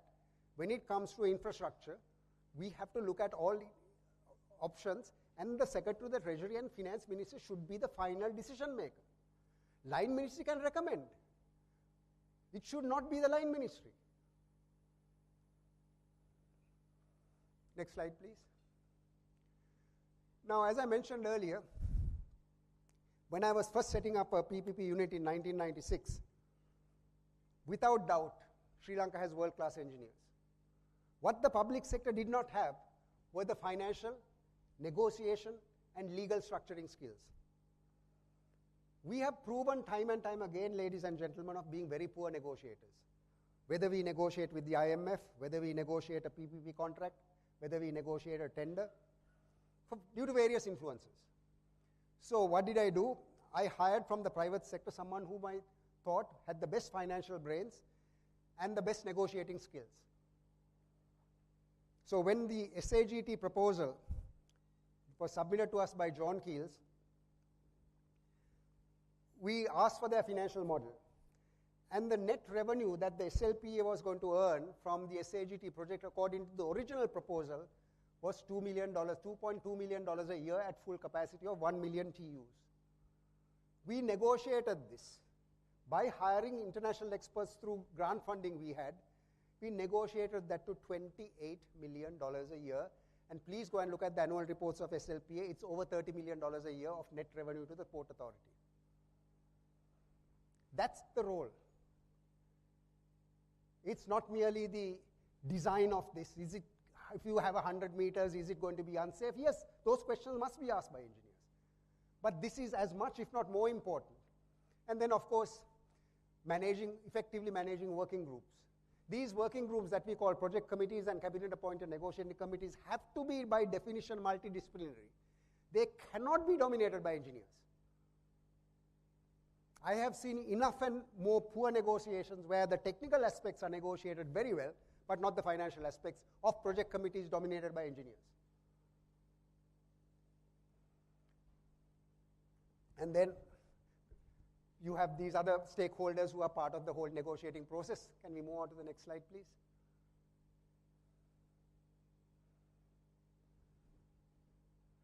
Next slide.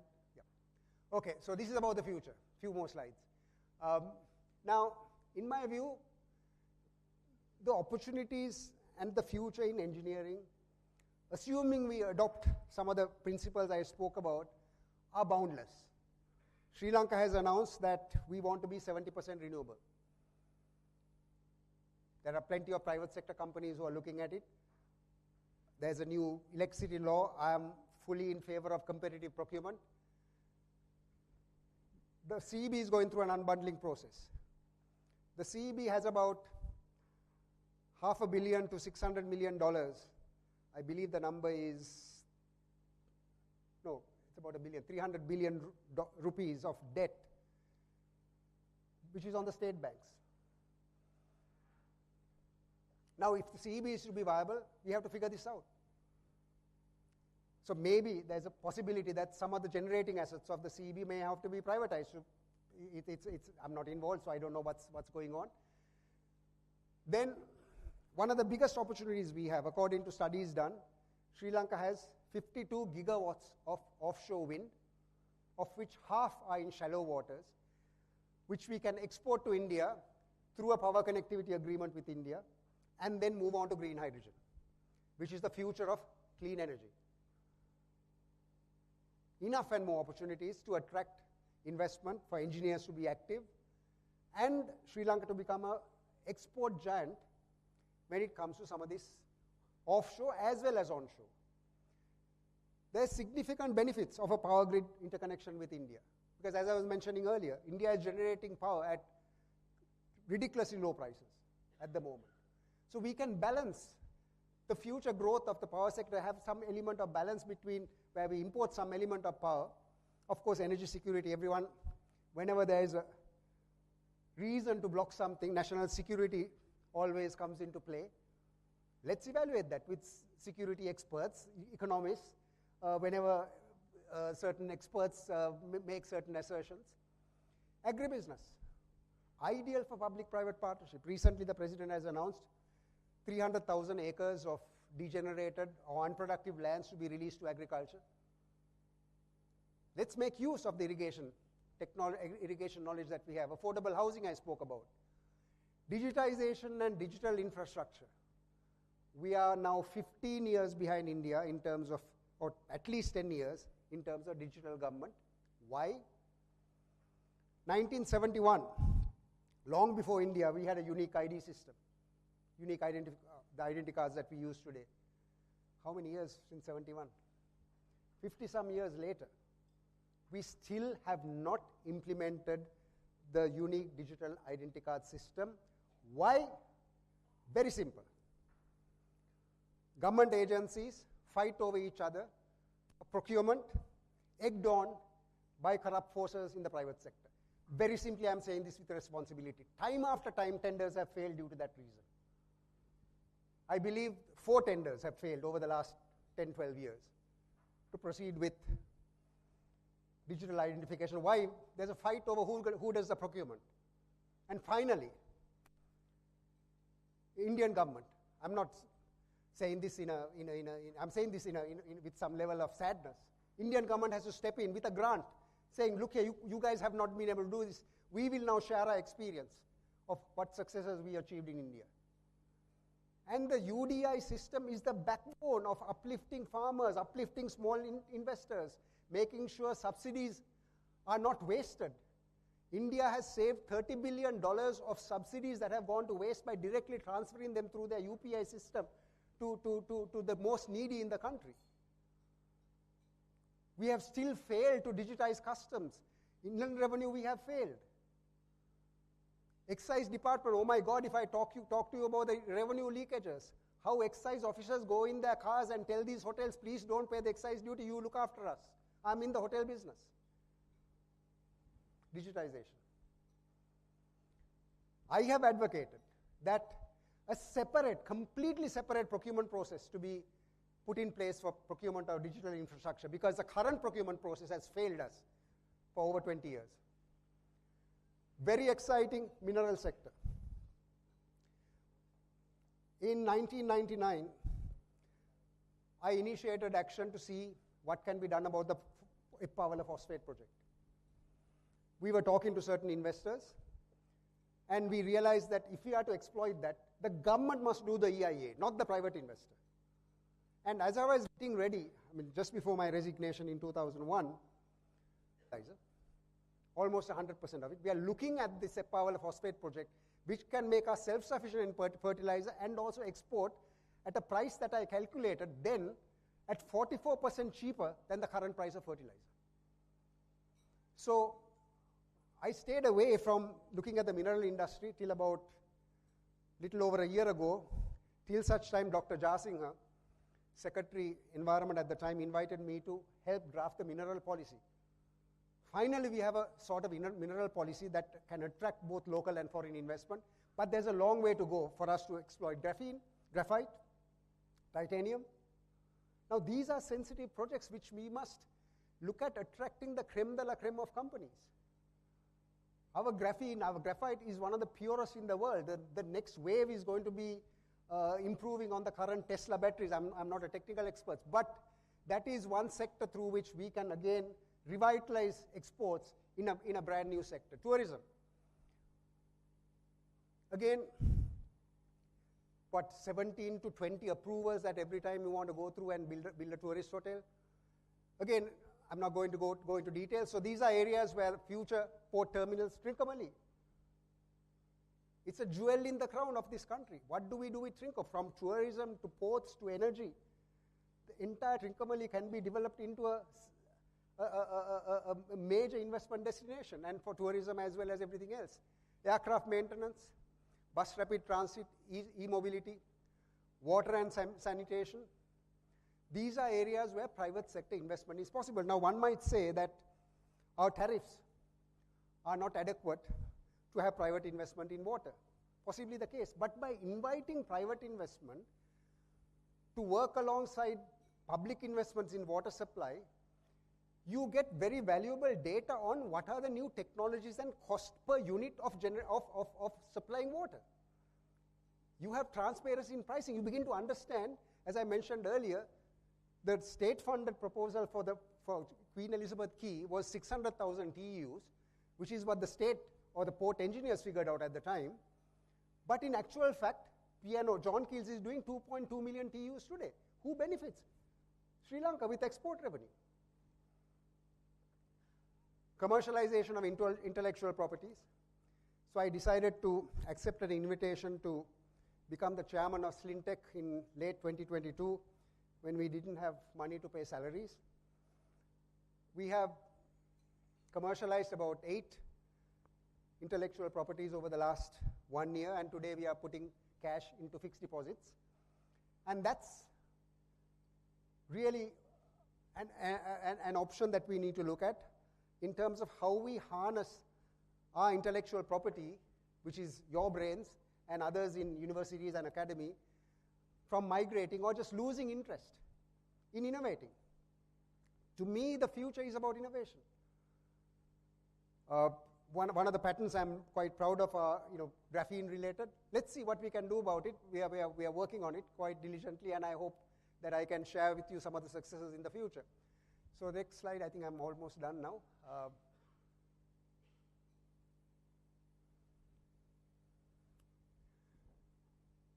Oh yes, another important aspect. The world is awash with capital. So are Sri Lankans living here. Capital or cash is not the problem. But we have been used to traditional government guaranteed loans and consolidated funds when it comes to infrastructure. These are the other options. It's stock market, listed bond market, donor grant technical assistance, environment, social, ESG type funding, which are actually lower than the normal lines of funding that you can collect. Development finance institutions like USDFC, IFC, etc. Sovereign wealth funds. The amount of cash that the Norwegian wealth fund has, they have a small smidgen of it in the Sri Lanka stock market. The Qatari sovereign wealth fund, they are making private investments. Philanthropic funds, Gates Foundation is active in Sri Lanka, but not enough. We have one or two, I believe we have about 3 to 4 Sri Lankan billionaires, dollar billionaires, willing to fund private equity, as I mentioned, diaspora. But, here's the big but, Sri Lanka does not have the enabling environment or project structuring skills to tap into such funds. As I mentioned earlier, the world is awash with funds. We need to come up with a new paradigm, a paradigm shift in how we create a project pipeline, well-designed, transparent processes, no bribery being asked. I mean, asking for bribes upfront for foreign investment projects in the past was unheard of. So that, ladies and gentlemen, is more or less my slide. Let me just see what's next. Okay, this I think I spoke about. One day I get a call from the government a few months ago. Thilan, what shall we do about the outward migration of skills? Create a policy where, for example, the government was losing air traffic controllers. There is it's possible to create, let me say this and move on. We need to look at the incentive structures of the brains in the public sector. No question. Otherwise, we cannot move on. At the moment, I'm very concerned about the brain drain. It's the CEB, air traffic controllers, airline pilots, etc. And next slide, please. Absolutely my last slide, and I will quote from this. The world needs, according to Arthur C. Clarke, uninhibited thinkers not afraid of far-out speculations. It also needs hard-headed conservative engineers who can make their dreams come true. They complement each other, and progress is impossible without both. That's the crux of my speech today. And then Theodore von Karman said, scientists discover the world that exists, and engineers create the world that never was. Sorry, there's a spelling mistake there. So my 2 cents worth is, engineers need to adapt to ensure that the financial resources being used to create the world that never was is optimally allocated, and the state and private sector work as true partners. Engineers must develop a mindset of being open to competition and compete fairly. And also, do not let the current crisis go to waste. Learn from the past mistakes and adapt to new realities. Thank you very much, and I'm very sorry that I went over time.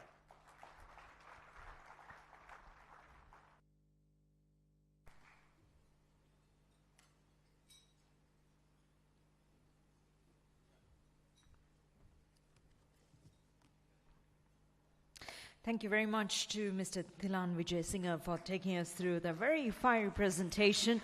Probably woke us up all into different avenues as to what is our pressing issue and how do we support the engineers' role in the economic growth of Sri Lanka.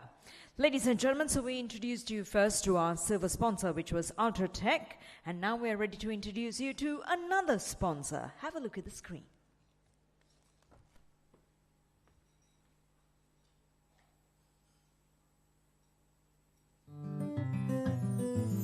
නිවන් සතුටින් ඉන්නේ wiring කරලා wiring කිරුවේ එස්ලොන් පොලිකොන් යොදලා. For your safety and the protection of the wires used in networking, electricity and AC wiring, Eslon Polycon cable trunking, suitable for white walls, prevents spread of fire, double lock technology. Ask for Eslon Polycon by name.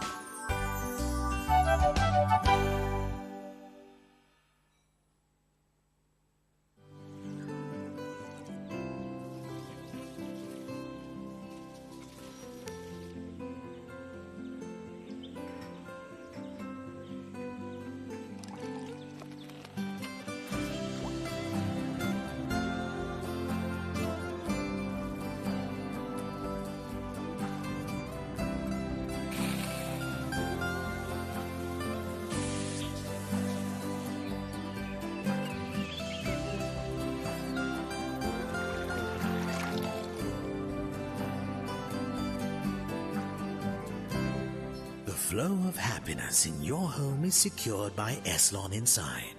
Eslon, water for life.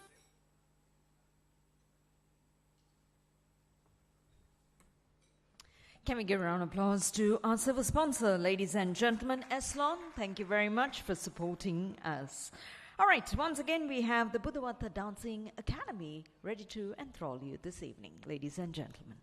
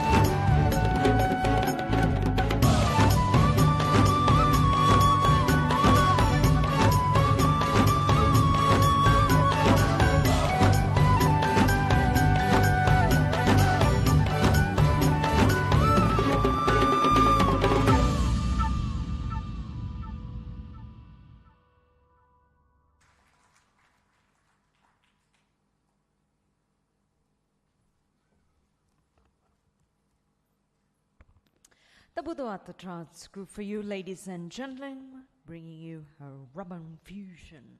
All right, we're ready with our next speaker. And our next speaker is going to speak on a topic that we all love. But to do that, I want you to first stretch. Come on, everybody, stretch. Yeah, we've been seated now for a long time. Stretch. All right, now turn to the person next to you and give a big high five. That'll be more relaxing, a bit of a hand massage as well. Come on. Okay, Noel is applauding to himself. How about the others? Yeah, you only saw the front tables. How about the rest at the back? Did you do a high five? High two? No? Okay, everyone is munching away.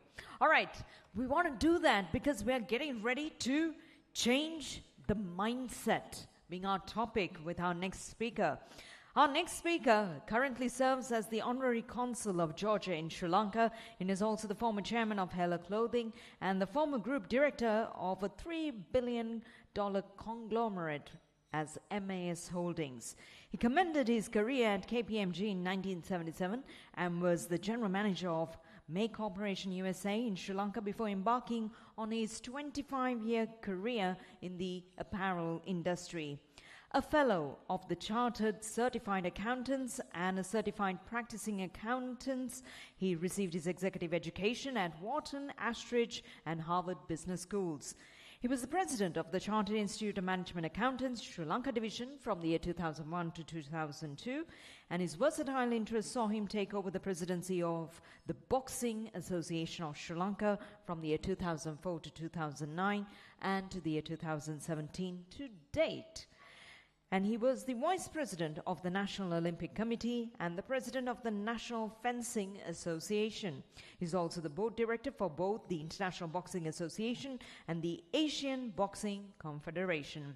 He was awarded as the Business Leader of the Year 2003 at the CIMA Janashakti Pinnacle Awards and was highly commended by the Chartered Institute of Management Accountants UK at the 2004 Business Leader Awards in London.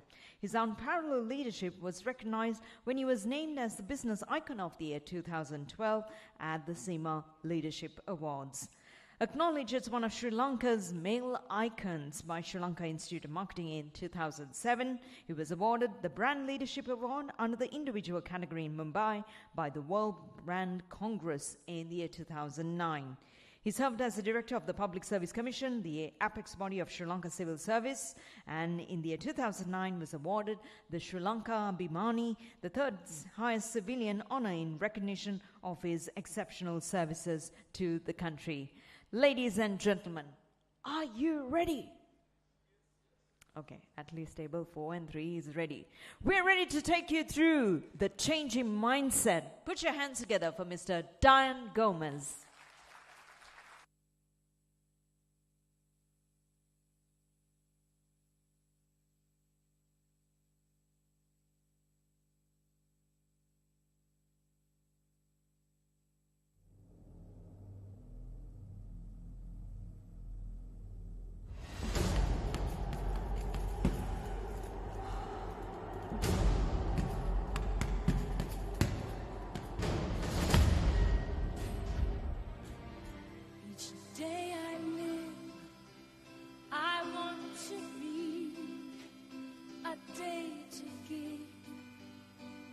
Best of me. I'm only one, but not alone. My finest day is yet unknown. I broke my heart for every gain. To taste the sweet, I face the pain. Give me one moment in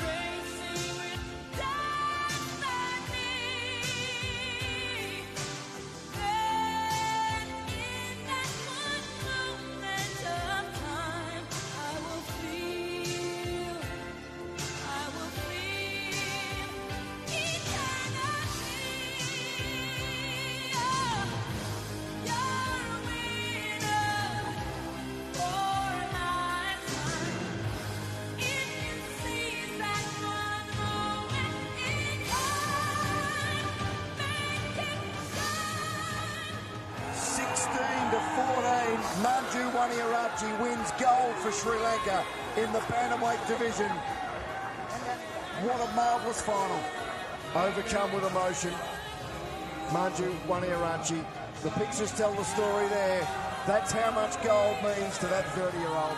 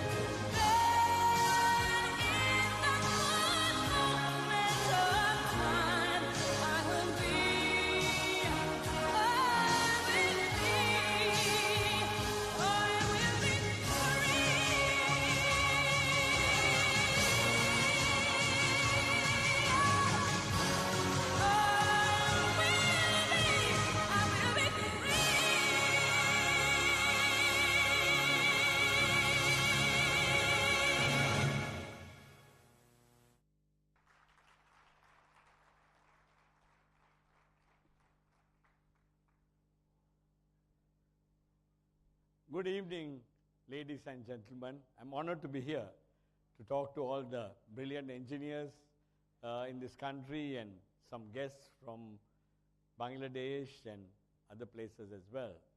Now, you might wonder why I showed a boxing clip to a very matured set of engineers. I was told to talk about changing the mindset. And Thilan actually set the stage for me with his last slide. Innovation, thinking out of the box, courage. In the last slide of what Arthur C. Clarke said about engineers and what he mentioned and how his interpretation is actually the stage for me to talk about through sports. If somebody can knock off these lights, would have been much better. I want to talk about sports. Cricket is like our second religion here, although we are not doing great at the moment. Thilan himself virtually represented Sri Lanka if we didn't go to Stanford. So it's our second religion. Sports brings people together. So I want to talk a little bit about resilience and changing the mindset. I boxed for Royal College, which has a 100-year history of boxing in the 70s. I was Royals flyweight champion for 4 years and went on to win the junior national flyweight title in 1975. My next dream was to represent Sri Lanka at the Asian Games. Unfortunately, I was floored by somebody which I had never seen in the boxing ring in my era. A young chap called H.S. Caldera got into the ring and he floored me twice. Two things I learned that day was arrogance. Because you boxed for Royal College and because you were the champion does not mean a thing when you get into the ring. And he taught me a lesson which he told me 25 years later when the country recognized him as one of the national heroes in sports. There were 200 people who were recognized who went for Olympics, Commonwealth Games, Asian Games, and who got the medals, and the national cricket team. He said, when I got into the ring, I saw a privileged kid from Royal College getting into the opposite side. And when I looked at the judges, each one of them one was wearing the Anand College and the University College London crest. The other one wore St. Thomas's crest and the Cambridge crest, and of course Danton Obesekara always wearing his Cambridge crest and the Royal College crest. He realized this fight will never be on meritocracy. He thought I was privileged, I came from the same class, from that school, that I would be favored. He said, when I got into the ring, I vowed that it will never be a points decision. It will be a knockout. And all the 5 fights for that trial, I finished them within the second round. You were lucky to have escaped, being without knockdown. He floored me twice, but I got up. He actually won the last bronze medal at the Asian Games 46 years ago with an injured hand. And he told me how he used to train. He said, we were from such a poor family, and there were no gyms at that time. He used to take this miriscala, the stone, and put a pillow to one of the columns in the house and hit with the miriscala in his hand. And his mother used to shout that the roof will come down.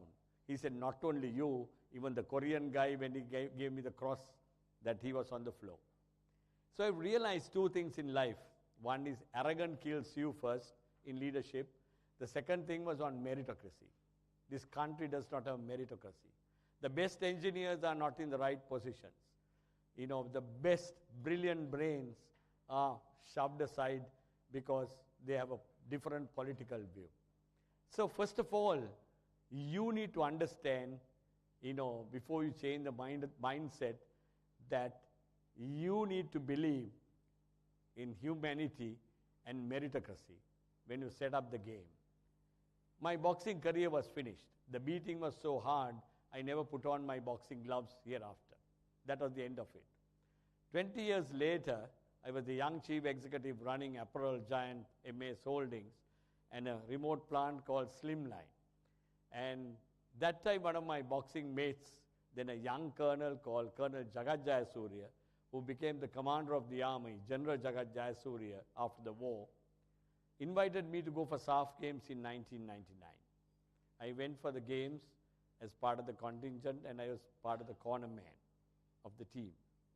And we won one medal after a long time. A young private named Sumit Prasanna won a gold medal. It's a fantastic moment when the country wins a gold medal. I was somewhere here. The podium was somewhere at the end of the hall. The national flag, Sri Lankan anthem, and the flag got hoisted. And I had tears in my eyes. It's a very emotional moment. We won the medal, and he walked. I was standing there. He put the medal on my neck and worshipped me. I had never worshipped my boxing coach, late Danton Obesekara, who was the first Asian to captain Cambridge. Only time I worshipped him was for his dead body to his coffin, but never when I boxed for Royal College. And I asked him why he worshipped me, because generally we worship the parents and maybe the priest. He said, "Sir, I knew your position in life. I was a young chief executive running a $1 billion company. And he said, you don't have to come 10,000 miles to tie my shoelace, wash my spit, and put my gum shield, and motivate me to fight for my country. Only way that I could reciprocate was to put the medal on you and worship you." I was emotionally stunned, and I realized, do we have to go to Harvard Business School to learn humanity and humbleness? It taught me a good lesson. In the evening, Hemasiri Fernando was the chairman of the National Olympic Committee, and Colonel Jayasuriya, we were having dinner together, and Hemasiri said, "Diane, you're a corporate guy. If we have never gone for Olympics for the last 40 years, the last guy we went for Olympics was in 1968, an army guy called H.K. Karunaratne. Every Olympics, Sri Lanka took part. The first gold medal at the Commonwealth Games came from boxing, from Henricus. So, you're a corporate guy, you set a team, you have a vision for 8 years, I'm sure you will be able to qualify somebody for the Olympic Games." And Jagat looked at me, I got up, shook hands and said, "Consider the job done," without knowing what it takes for a boxer to compete at the Olympic Games. Boxing is not like cricket. All 200 countries play the game called boxing, the world's toughest sport. Football is number 1 sport in the world. Boxing is in the first 5. I didn't know that. How you qualify is the first 1 year before the Olympic Games and the World Championships, where 135 countries will fight for 8 places. You have to fight 5 times for a gold medal. To get up to the first 8, you have to get up to the quarterfinals. That means you have to win 3 fights. Then you are in the quarterfinals. Then each continent is given 4 places, 2 trials. Asia has the toughest boxing selection in the world because the best boxing comes from Cuba, Russia, Uzbekistan, and maybe US and Ireland. The rest of everybody, the best boxing nations are in Asia, starting from North Korea, South Korea, Japan, China, and now India, a new power, then to Iran and all the Russian former republics, the Soviet republics. A country like Sri Lanka has a dog's chance of qualifying. I shook hands and I said, I'm going to get it done. The first thing I realized was we were fighting in the 60s, and it was like trying to go in a Morris Minor in a Formula One race. We had no chance. I took Sumit Prasanna for the first time in 2000, and by 2001, I was the president of Sri Lanka Boxing. I took him for the President's Cup in Indonesia. He took the stand, first time I've seen, I'm in the corner with the coach and with a Russian boxer. I've never seen a Russian fighting with a Sri Lankan in my whole life of my school boxing and all that. The normal stand is like this, legs apart, hands up, so that you cover your face and then you can move sideways and all that. The Russian guy shook hands, both put their hand up. Russian guy just lowered the hand a little bit and did like this. And I thought he was going to hit with the straight left. Sumit Prasanna moved to the right, thinking he's going to hit with the left, and came the right straight to the jaw. He was carried out in the first 30 seconds. I thought, bloody Olympics, we can't even fight 1 minute. It was such a disappointment. That was the start. We had to refresh, rethink the whole strategy, the whole vision. I picked up a team on meritocracy. The head of police legal, DIG Jayakumar Thangavelu, security commander for Colombo, DIG Rohana Bewodana, that time Brigadier Jagat Jayasuriya, a good formidable team, and put up a development team on meritocracy, and the guy who knocked me down as the head of selection, Caldera, for the selection committee. People ask, that's the guy who took me out of boxing. I said, yeah, 25 years ago, but he's one guy who understands what it takes for us to win. Put him there. Independent, no interference, administration, devoid of any selection or anything. The selection committee of 5 people will select the team, which does not happen in any of the other sports, unfortunately, because there is political interference, the president interferes, everybody interferes. Here, completely on meritocracy. Then, picking the boys. Do you think I went to Royal College or Ananda or St. Thomas's or any other Colombo schools? No chance. The kids want, the parents want to go to university, not boxing. I went to the rural schools, the poorest of the poor. Picked the best talent of 6 people, 2 women, 4 boys, 5 boys, and spoke to the principals, talked to the parents. And I said, look, I give them a job, they're just out from A-levels, and I will teach them English, I will teach them manufacturing science, will give them an allowance, and if they can go to university, we will support. All those 6 people got a university degree today, because post-boxing era, they need to be employed. That was the start. So we got the team, and I said, every day they have to run 10 kilometers from Pannala to Kuliapitiya and back, 600 push-ups for a day, 200 at a time, and now we have to bring technology.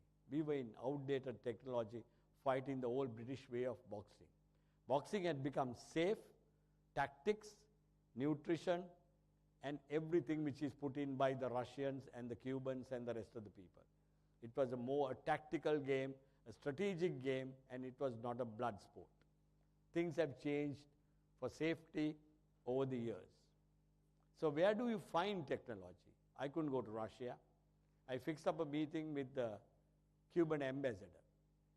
I want you to read between the lines of all this and understand how you're going to set the plan for a brilliant execution. First, you need to plan. And you all are engineers. You all think like that. I want you all to be creative as well. So where do I go? To Cuban embassy.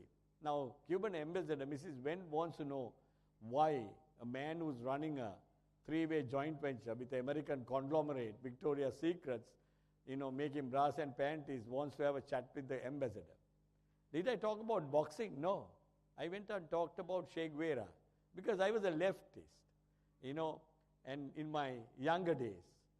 And now I think I'm a socialist living a capitalist lifestyle. But I was more to the left always.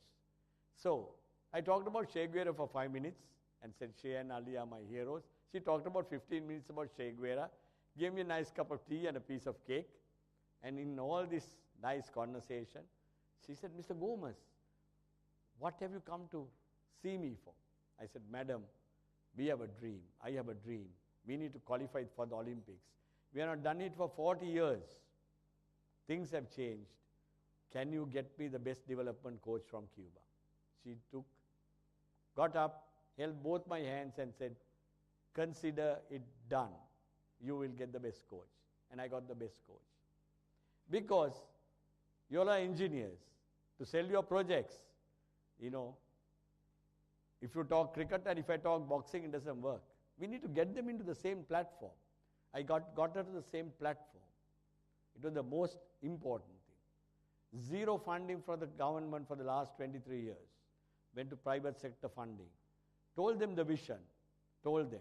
Then they put the KPIs. They want results. They want to see what you will win in the first 2 years. And life went on like that. The first few years were disasters.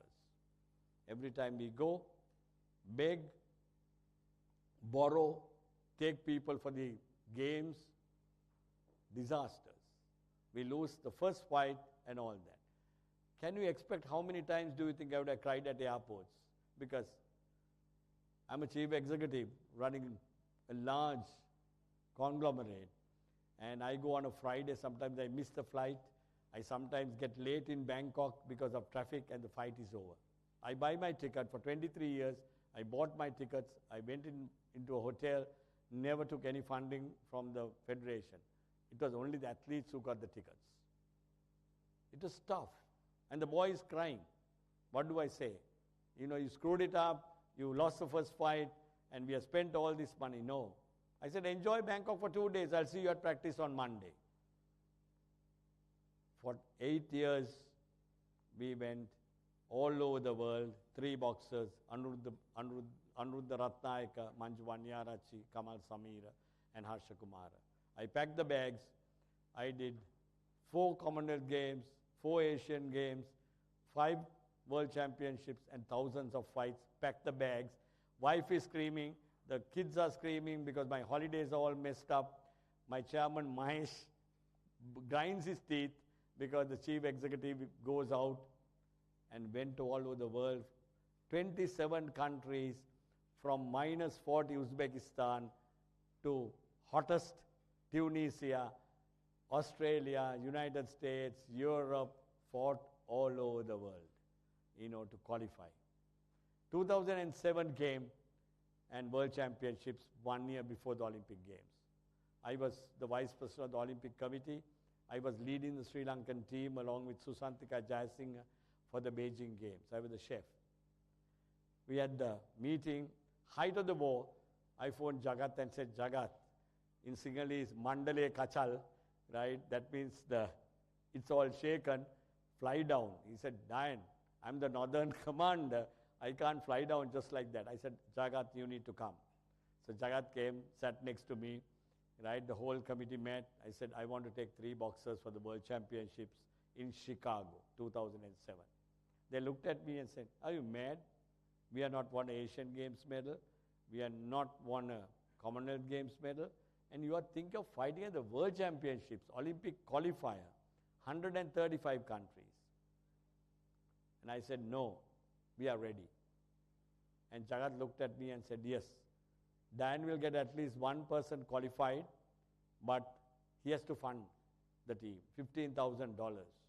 So asked the corporates, friends, all that, found $15,000 and went for the games. He qualified. It was tough.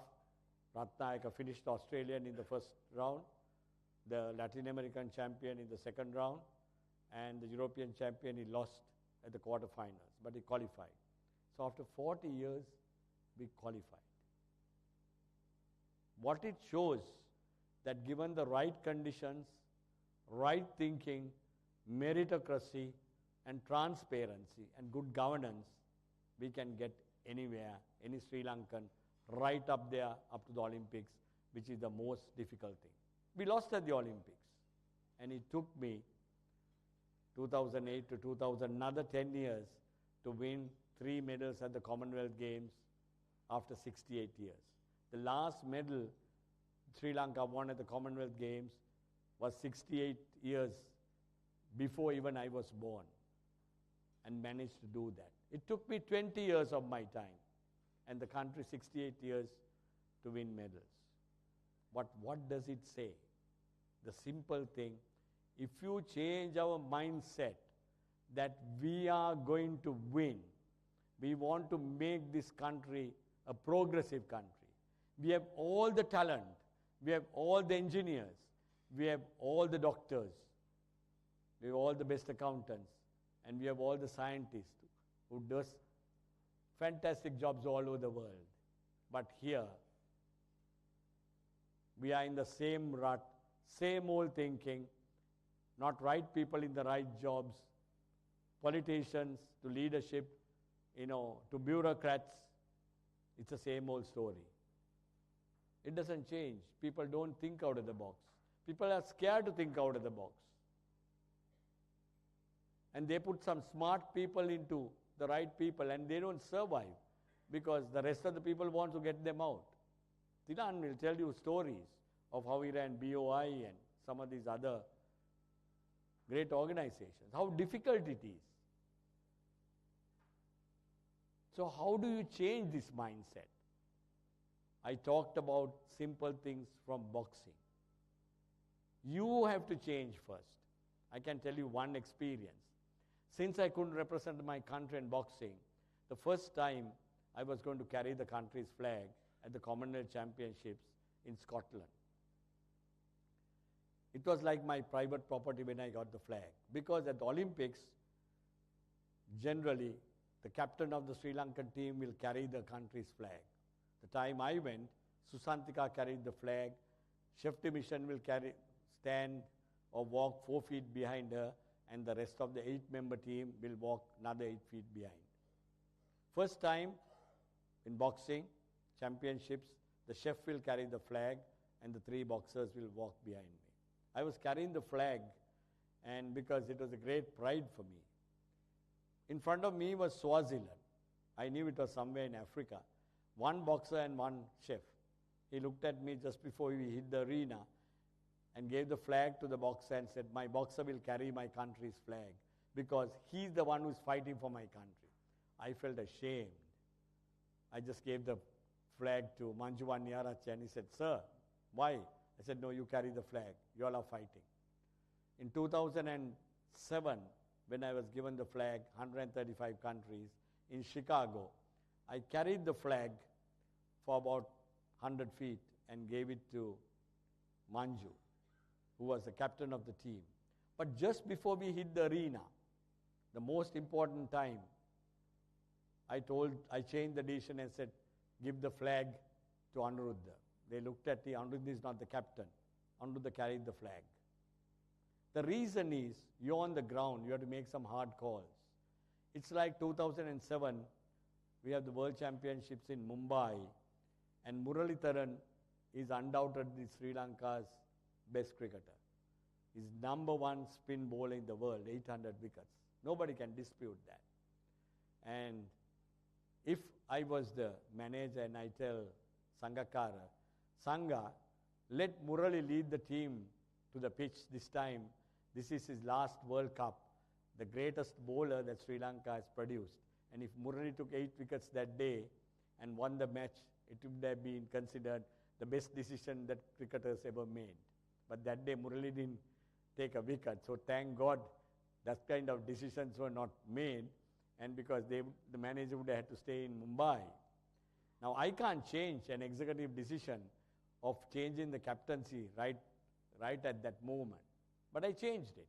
I was the president of Sri Lanka Boxing, yet I can't change it. But I changed it because Manju was fighting the world champion, the Russian guy, unbeaten for 4 years, 300 fights unbeaten.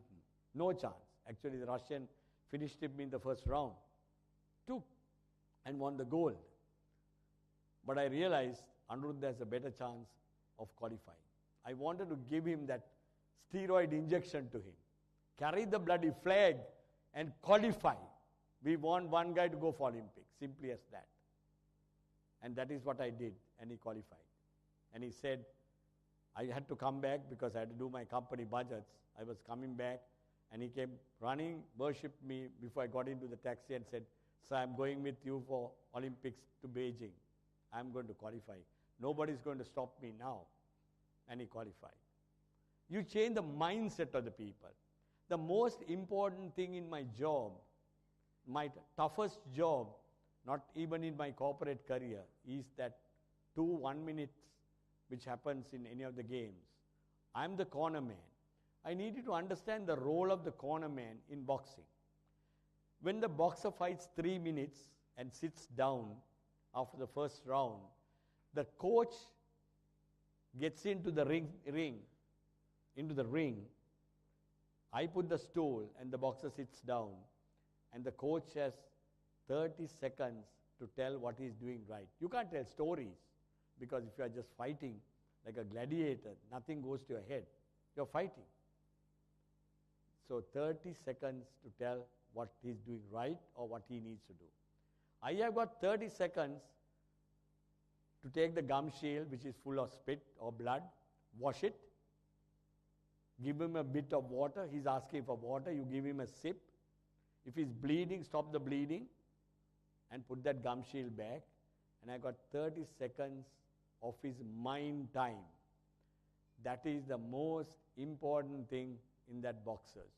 For Muhammad Ali, it was Angelo Dundee.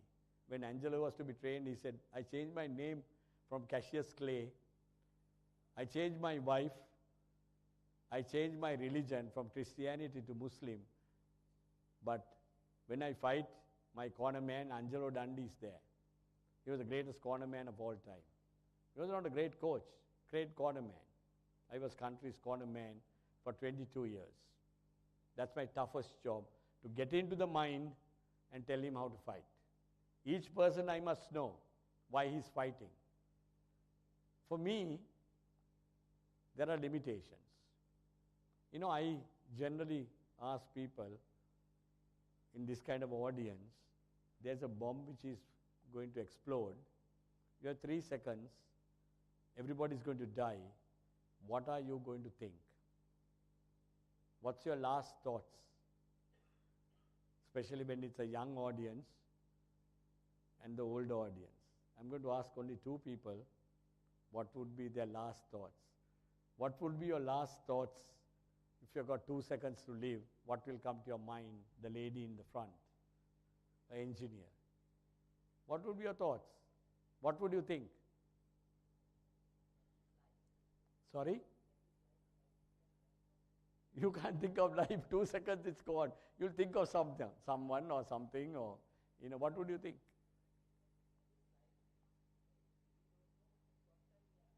Yes, but this is not a loaded question. You've got 2 seconds to live. What's your last thought?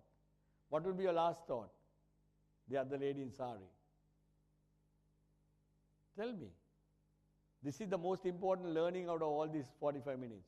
What will be your last thought? What would you think? 2 seconds. Sorry? Your husband, your child? Who would you think? Child, son or daughter? Son. What would you think? No, you have to think. You are not Lord Buddha, no? Think. What would you think? Last 2 seconds. You are a typical engineer. Think out of the box. You? 3 children. Which one will you think? You have no time for 3. Which one? Daughter, son? No. It's not a loaded question. It's a learning question for everybody. Daughter. You? Son. What about you, gentlemen? What would you think? 2 seconds to live. Your wife, daughter, kid, God? God. What about you, Tilan? What would you think? 2 seconds to leave. You have no time to calm your mind. 2 seconds is... What about you? It took me more than 25,000-30,000 people to get the right answer. I've done this. Always, for a father, it's a daughter. For a mother, it's always the son. Sometimes the youngest son or the eldest son. Across all that, what is my limitation in the corner in that 30 seconds? What is my limitation of changing the mindset? I can be their friend. They all work for me. I'm their boss. I'm the president of Sri Lanka Boxing. I have done a bit of coaching. I have lived in the complex with them, motivate them. But I can, at that corner, I can never be their mother. That is my limitation. Mother, when we won the medal at the Commonwealth Games, the president was watching the match. About the leader of opposition, Ranil, was watching the match, right? Other than one whole country was watching the match. One person does not watch. That's a mother. When Manju boxed for the gold medal, the mother was at the Natha Devale in Kandy. When Anuruddha boxed at the Olympic Games, the mother was at the Temple of the Tooth praying. Whole country watches, right? Whole of MAs, 100,000 people are watching. The mother is never watching. The most important fact I want to tell you is to take the fear off from any of your fellow men. Simple change of mindset. Just 45 minutes before the fight, we go to the arena. And we have space like this, right? Doctors will check the pulse, eyes, everything, to say that you are fit to fight. Heart rate can be little high, but if it is too high, no fighting. First, doctor checks, put the gloves, bandages, check, gloves are given. Who will put the gloves? Coach or the corner man? Depending on what the position is, put the gloves, warm up. Now the pressure is being building. I run to the toilet twice. I'm the corner man and take 2 Panadols. Okay? I'm not the guy who's fighting, my dear. The pressure is so much. I run, empty my bladder, right? Take 2 Panadols half an hour before, right? Because my pressure is building up. I need to be sane and absolute control of the situation. Then, last 15 minutes is now. The whole country is watching. People try to give calls, the girlfriends, this, that, all kinds of stuff. No phone calls. One call. Whom do you think I'm going to give the call? Mother. And tell, Amma, 15 minutes we are ready. You start the prayers. That's it. Pirit kyanna. If it's a Muslim, mosque. If it is a Hindu, Kovil. If it is a Catholic church, pray. That's all. Close the phone, throw the damn thing, and talk to him. We are going to do it. We are going to kill. We are going there to fight. Not to play cricket, not to play tennis. You make him like a suicide bomber. That's my job, to change the mindset. We are not going to there to just box. We are going to win. Okay?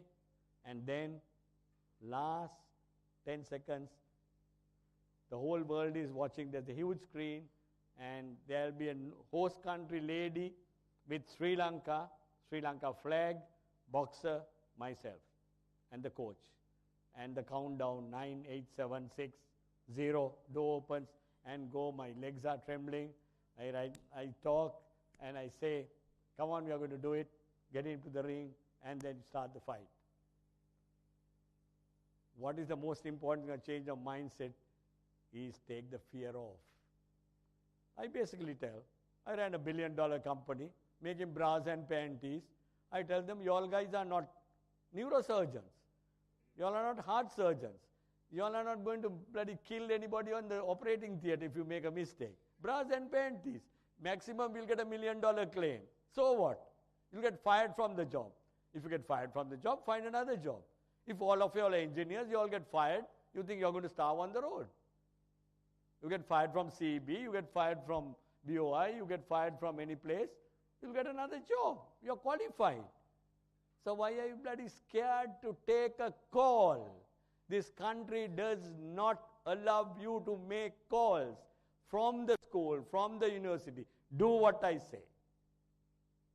Change the damn mindset. Okay?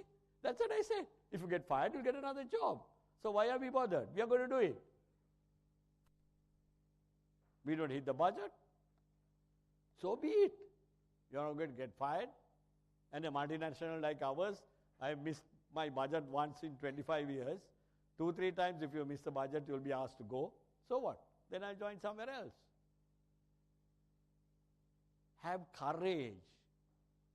You all are all matured. Your kids are in school. Your kids are in university.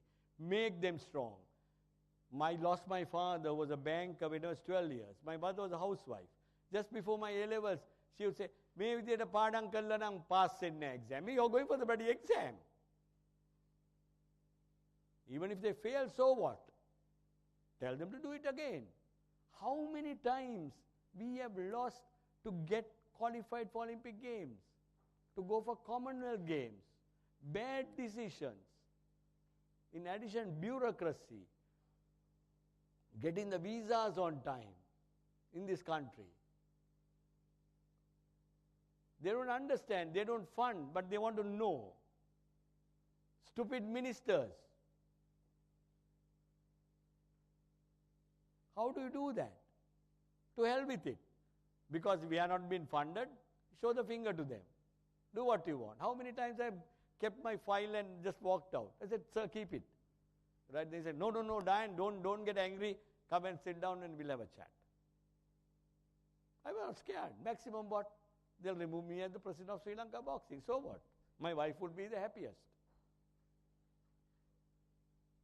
So, guys, I hope I told my piece. Right? You all have got the courage to do it. Sometimes we are too matured. We have lived our lives a bit too long. But our kids, if we don't change the mindset, and if you don't give them courage, if you don't support your fellow men and bring those young engineers through to make them world class, my daughters and your children will not have a great place to live. We are in a great country and a great region. We have the smartest people in this Asia, and we got what it takes to do it. So I want to wish you all well, for allowing me to speak for a few minutes and to encourage you, because I know getting an engineering degree, how difficult it is. I wanted to do engineering, but I realized the way I was cutting school at Royal College, with my interest in boxing and girlfriends and all that I'll never go into the engineering faculty. Last minute I dropped, 2 subjects, and I realized I can become an accountant much more easier, and went into accounting. And, I can still remember, and all my engineers ultimately, classmates, became the dean of the faculty at the Moratuva and did so well. So, I know what it takes for you all to qualify, how smart you have to be, get into the university, and I think you all can change this country. And I hope you all have the courage to do it and change the mindset and to become much more creative. So thank you once again, and let's do something at least in the years to come. Thank you.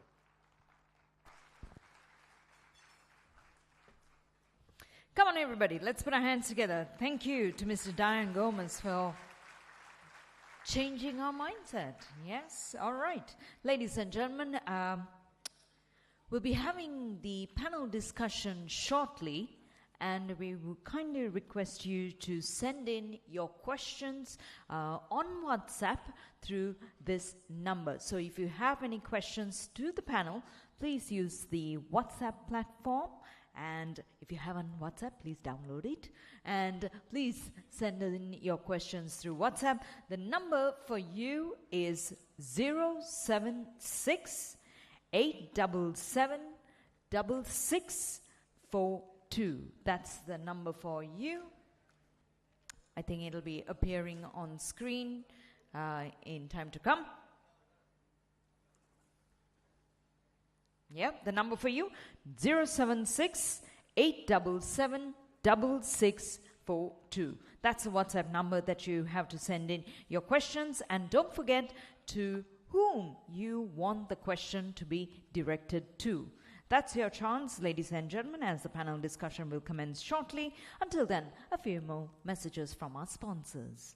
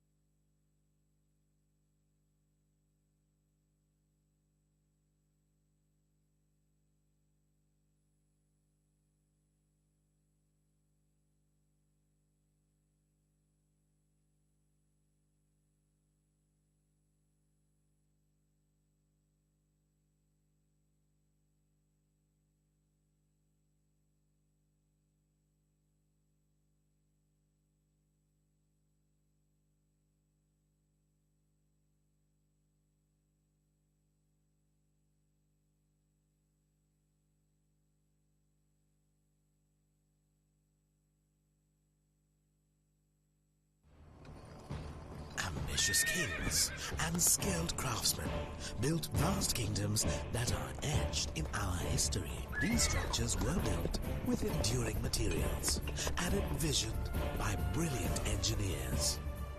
This heritage has found its way into our future with Ultratech cement. No other cement can claim to have the highest 28-day compressive strength, chosen by the very best engineers. Ultratech cement stands the test of time. Stronger with time.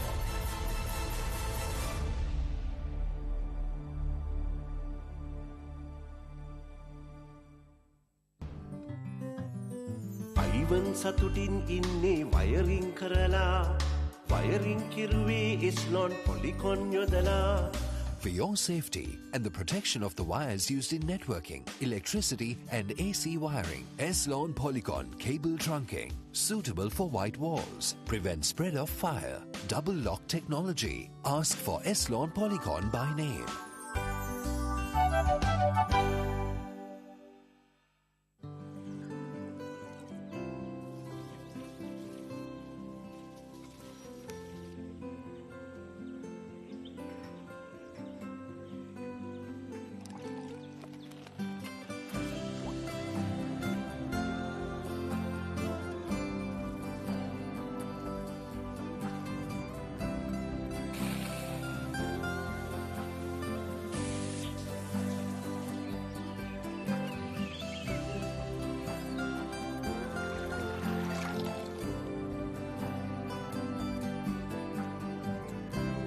The flow of happiness in your home is secured by IIESL Inside.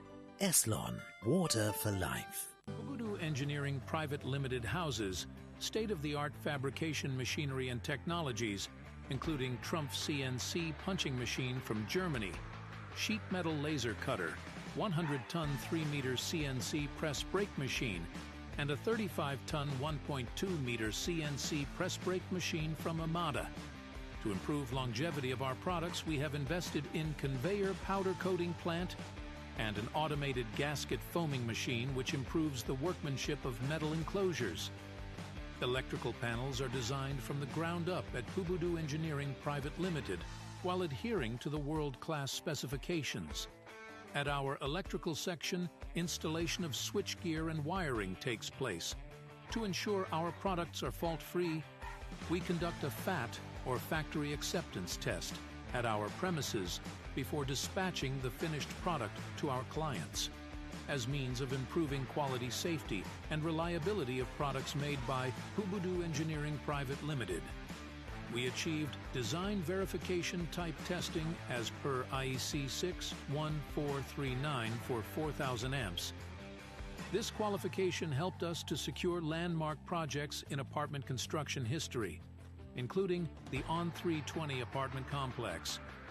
Pushing the envelope of quality, the company achieved design verification type testing as per IEC 61439 for 1600 amps and 800 amps, as well as ingress protection class IP 54 and 55 as per IEC 60658 certification. Fueling to the success of our organization, we achieved milestones such as design verification type testing as per IEC 61439 for 6,000 amps for 3 seconds. Successful completion of Havelock City Development Project was a landmark achievement by Pubudu Engineering Private Limited, and the organization was able to successfully pass seismic tests for our freestanding panels, which in simpler terms means it can withstand earthquake conditions. Other important projects include completion of Ministry of Defense headquarters project at Akurugoda and the Greater Colombo Water Treatment Rehabilitation Project. Our latest achievement was the successful completion of internal arc fault condition test as per IEC 61641, Category 3. The internal arc test is a type test based on evaluating the ability of the assembled product to limit its risk of affecting its environment. Internal arc test is a type test for low voltage and switchgear electric panels, produced in accordance with IEC 61641 Category 3 standard. Internal arc faults are explosive electrical events that can cause serious harm. Consequences can include severe injuries to those located nearby and damage to equipment resulting in long and costly power outages. But our products successfully passed this test, ensuring safety to the ones in close proximity. Pubudu Engineering Private Limited is committed to providing its customers with the best possible service and is always looking for new ways to improve its products and services. This concludes our engineering prowess. Thank you. Pubudu. Welcome to Daiki Access Jokuso, the world's largest producer of sewage and wastewater treatment plants. Daiki Access Jokuso caters to both small and large wastewater treatment requirements. Jokuso utilizes globally acclaimed Japanese technology and a gravity flow system suitable for any environment, enabling the biological treatment of waste material. Utilizing gravity flow, the Jokuso unit ensures incessant water flow, continuously treating the wastewater, separating solid waste and liquid waste in the first chamber. The second chamber brings the waste material in contact with environmentally friendly anaerobic bacteria, decomposing the organic material. Special media allows the bacteria to thrive. The third chamber brings the waste material in contact with aerobic bacteria, completing the treatment process. This bacteria is supported with a small blower, redirecting any remaining solid waste back to the first chamber. The treated water is released to the environment through the fourth chamber after disinfection using the chlorine device.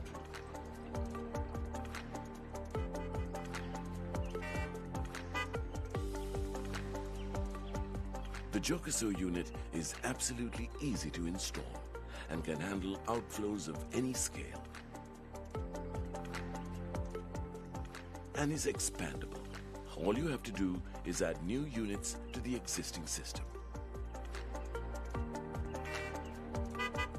As our population continues to grow, a Jokaso unit is a must for every home to arrive at the green cities we all dream of and to leave a better world for our future generations. From a simple home to factories, schools, and hospitals, Jokaso provides an effective means of treating wastewater, benefiting society at large. If you consider yourself concerned about making the world a greener place to live in, you definitely require a Jokaso unit for your home. The next big thing for a better world. Create a clean green space for you and your future generations to live in. Daiki Access.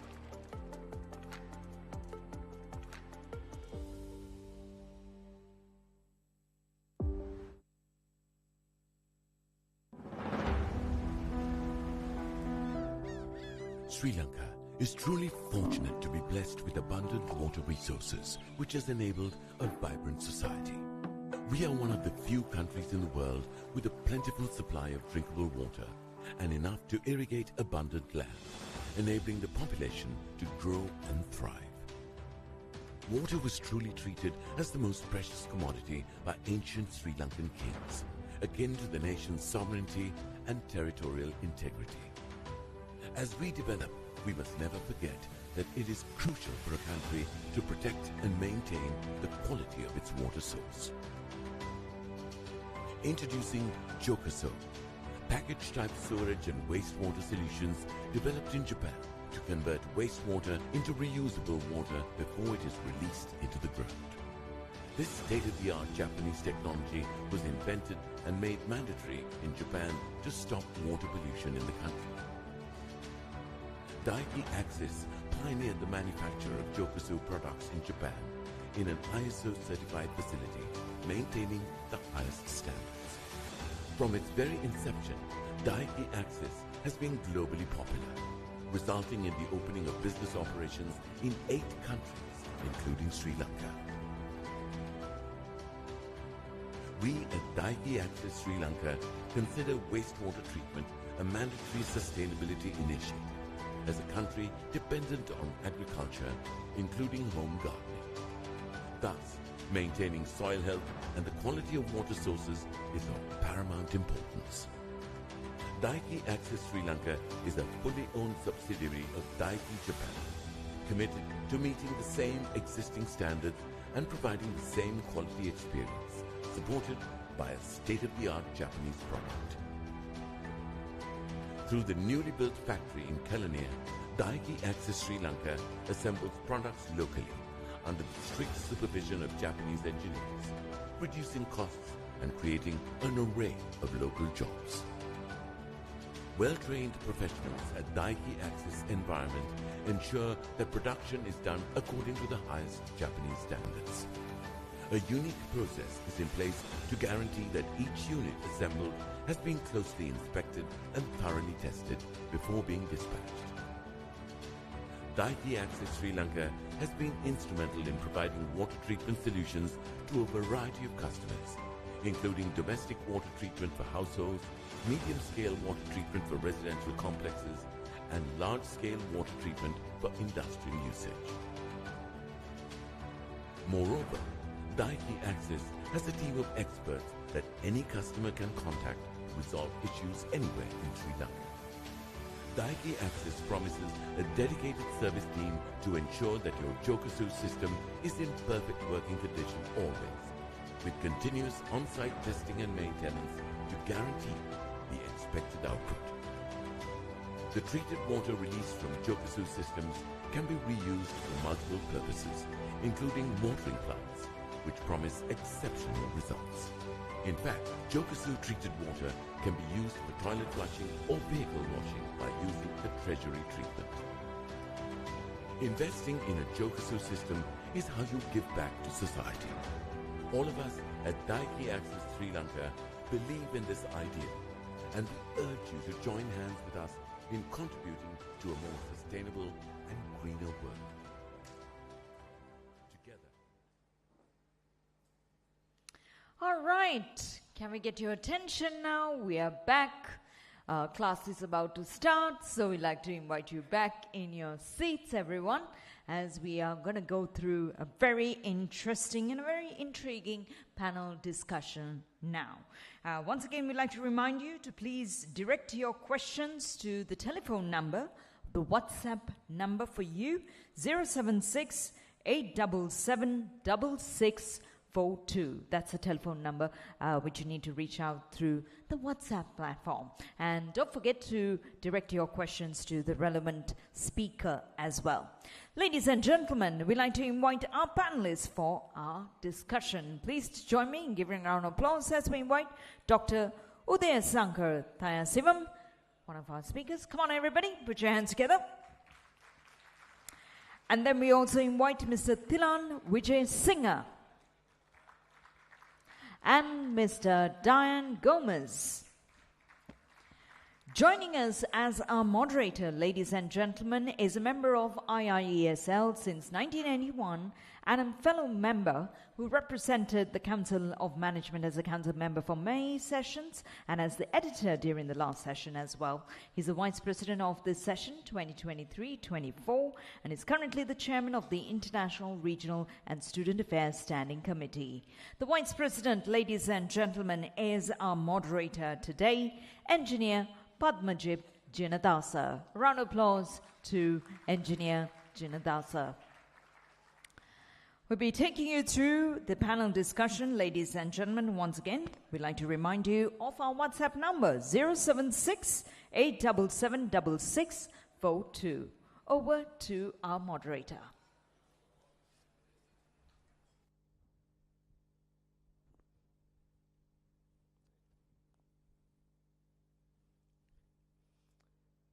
Thank you very much, Sharon, for giving me this opportunity. And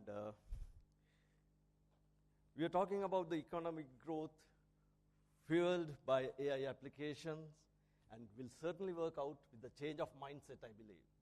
So all these three panelists were contributing to our theme of shaping the future of engineering industry. Thank you very much for your presentations. And we have a few questions that has come up online and as well as what I have generated for you. First, let me, because we have a very limited time, so I have to rush through the questions and I need short answers, possibly, but if you want to elaborate, no harm. So, Dr. Udaya Sankar, you create AI. We fear losing jobs. What is the future of human resources? Check. Well, that's a fear a lot of people have, but AI is going to definitely impact most of our job. It's going to reshape it, but it's not going to remove the need for a human, especially the engineers. The way that you operate will be far more efficient than before. It's a similar kind of fear when first calculators were introduced and then came the MS Office and various other automation. It's a very similar fear is how I look at it. Definitely AI is going to impact maybe far deeper than how previous technologies were, but that's not going to remove the need for a human, especially the engineers. Thank you, Dr. Udaya Sankar. Now, there are some other questions. I'll come back to you again after trying with Mr. Thilan Vijay Singh. Thilan, I know that you are a cricketer, and I've been following you during your school days as well, and you were knocking the door to the Sri Lankan team as well. And you brought a fine example of mobility of labor through the 1996 Cricket World Cup victory. How do you see the economy of the country through your cricketing eyes and experience? Leadership matters, both at the cricket governance structure and the administration structure of cricket, which has been in need of revamping. When I first started predicting the decline of Sri Lanka cricket, I predicted it about 8 years ago. when a fundamental change was done to the tournament structure in order for the officials to get re-elected time and time again. So myself, along with 12 other cricketers, including Siddharth Vettamani Muralidharan, Michael Thisera, we have taken court action in the appeal court, citing the successors of India's changes to its constitution, asking for the cricket constitution to be changed. It has taken too long. We brought in court action about 3 years ago. So just as much as cricket is defined by a constitution, adherence to constitution, the election of the right management from that and the right tournament, which is equivalent to having the right type of ministries, etc. You can't have 26 premier clubs and expect our standards to improve. I'm sorry, when I played Division 1 cricket, we had only 12 clubs. We have to prove our way playing Daily News cricket, Division 2 cricket in order to play Division 1 cricket. So same principle applies to the country. The ministries have to have clear definition, and the finance ministry has to be assertive, and the president has to give political leadership. So there is very much, shall I say, relationship between how cricket is run and how the country is run. Thank you, Mr. Thilan, because you have not just played cricket for the sake of playing cricket, but you have learned a lot, great lessons out of cricket. Thank you very much. Mr. Diane Gomez. Now, that video clip before you started your presentation was very emotional, and it recalled me one particular story when a 12-year-old boy who was fuming at a thief who stole his bicycle, and the police officer who intervened for the theft told this 12-year-old guy, little boy, that you should take up boxing before you try to knock him down. This little boy was Cassius Clay. And when you mentioned about the change of mindset, and Cassius Clay had that police officer as his cornerman. Now, you said that we'll have to change your mindset. Now, should there be a cornerman for everyone to change the mindset? How do you elaborate it? Actually, I have not been the cornerman only for Sri Lankan boxing, but for thousands of people, because MAS Holdings was a very large organization operating in 11 countries. So, as a group director and chief executive managing the major divisions, I have to be their cornerman as well. I mean, to my senior team, even to the workforce, because companies are driven by a culture which needs mentoring, leadership, and some kind of transparency. So, as a cornerman, that I did all that. You know, boxing, of course, I'm much more known being the cornerman for Sri Lanka boxing. But into a lot of people's lives, I did it. Because I think for you to, even now in my retirement, part of my job is for mentor people and to be their cornerman. Because a lot of talent is there, identification of talent, and taking them and direct them to the right resources is very important. Because this country does not have much development banks, they don't have advisors, and especially for the rural kids, especially most of our plants are from rural areas, they lack the networking skills. So I think everyone needs a corner man in some sense or another, and it can be your mother, it can be your father, your friend, and in the army they call a buddy system. So you need somebody always. Thank you very much, Mr. Diane, because now we will believe that you had something on changing mindset, and you need somebody as your cornerman as well, and every engineer can be a cornerman for somebody. Is that true? Yes. Thank you very much, Mr. Diane, for that valuable advice for the team, and now the questions are coming from Mr. Tayasiv quite a lot. Now one person has asked, how generative AI will help the Sri Lankan industry, and the effects of AI to natural and critical thinking of human. Now, that's a very difficult question, I believe. Generative AI will help Sri Lankan industry a lot. In terms of starting from customer engagement, CRM, customer relation management, right? That's where the easy wins to start with, in my opinion. Starting from there, leveling the ground for many of the engineers with regard to language and composing your ideas, quickly putting out your proposals and etc. So in terms of putting out a formal document, it helps. And then there are other specific task-driven generative AI tools that will help you with quick and easy a space to play with, right? To generate models and play with. So it will definitely affect a lot in the for Sri Lankan market, but I want to be cautious. I want to cautious that it's still in early ages for certain type of generative AI model. So certain, for example, text to text, very well developed, text to image, reasonably well developed, but other kind of generative AI are still being developed. So it's not matured enough for us to use yet. How will it affect critical thinking? That's a very deep philosophical question. I think the technology has shaped the way we think, shaped the way we talk, shaped the way we write, right? Since the introduction of social media, we start to use acronyms, even similes in our day-to-day life, right?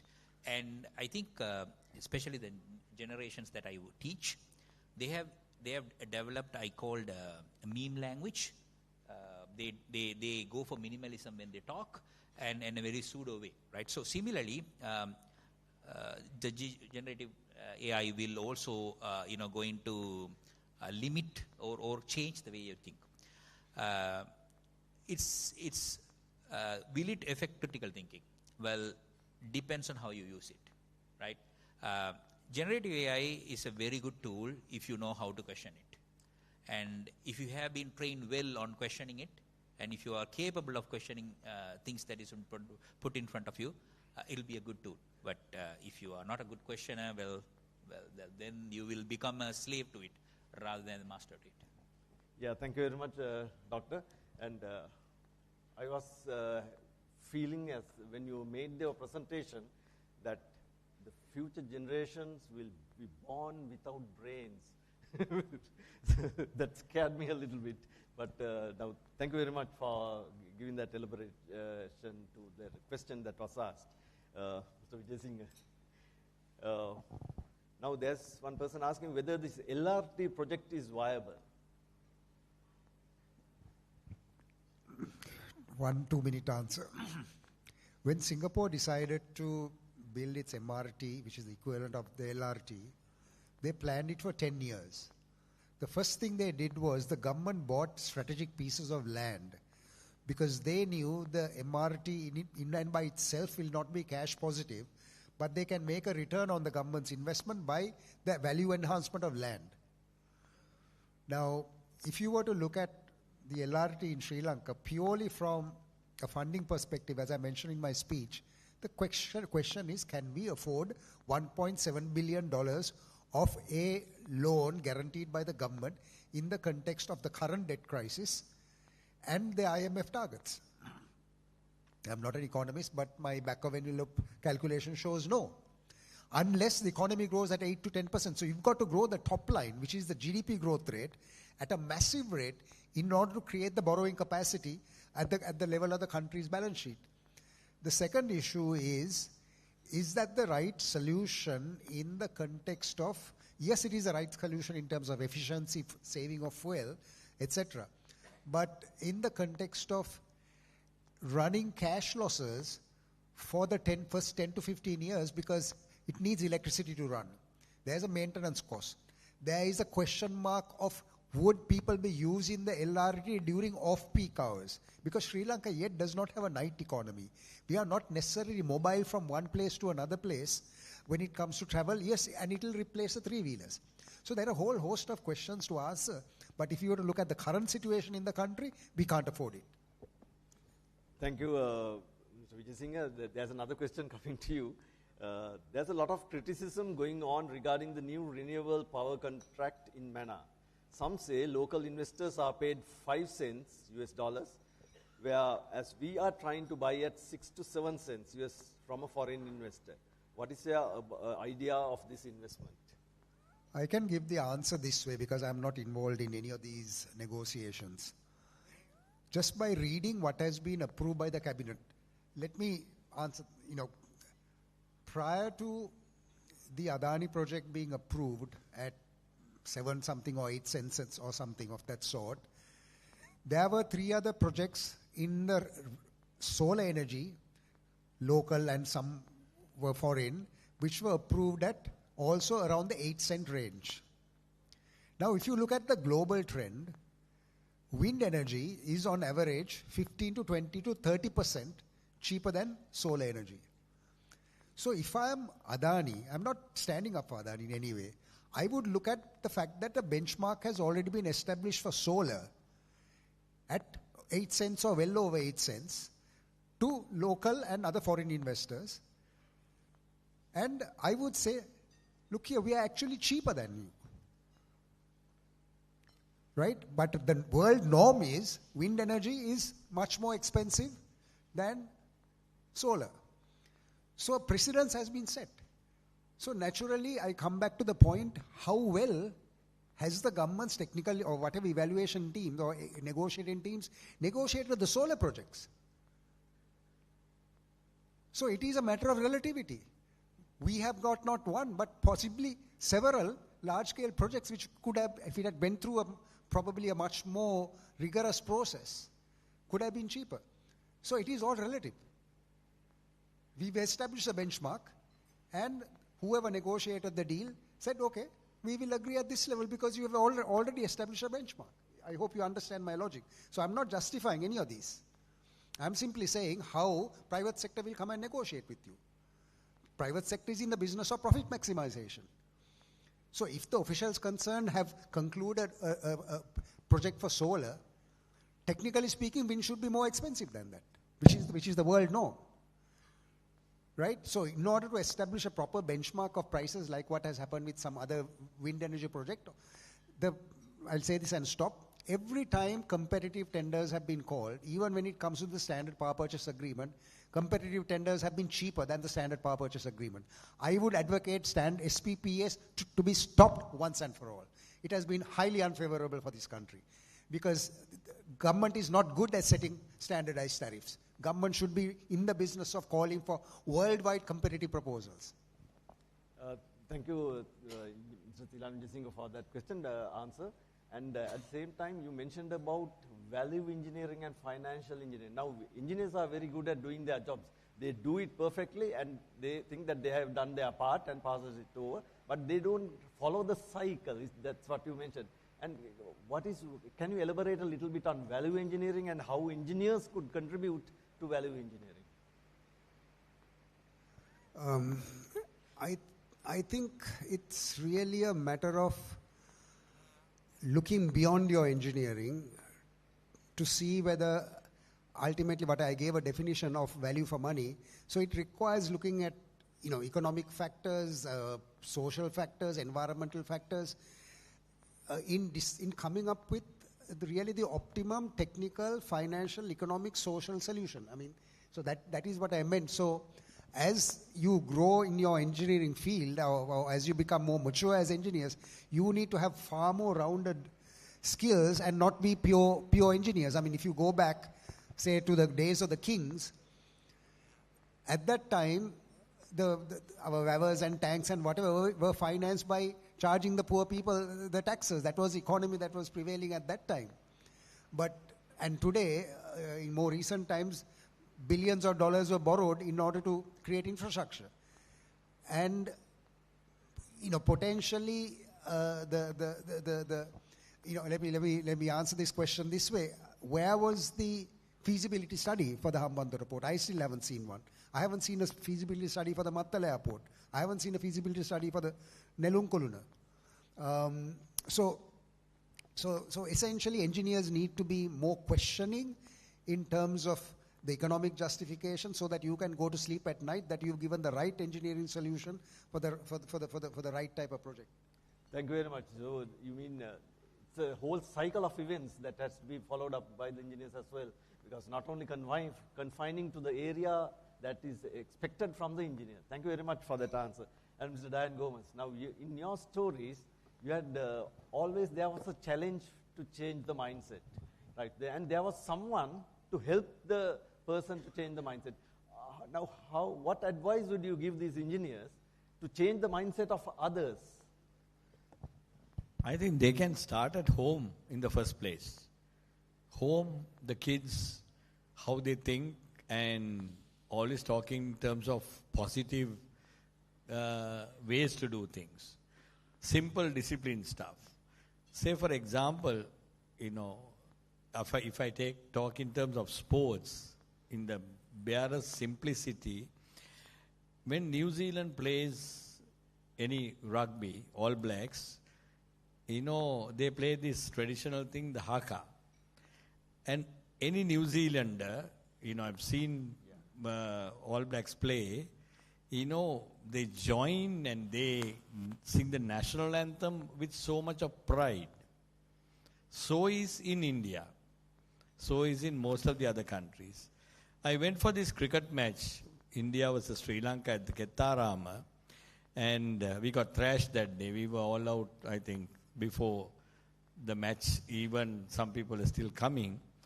Now, I want to kick somebody. National anthem is going on and people are drinking beer and doing all that.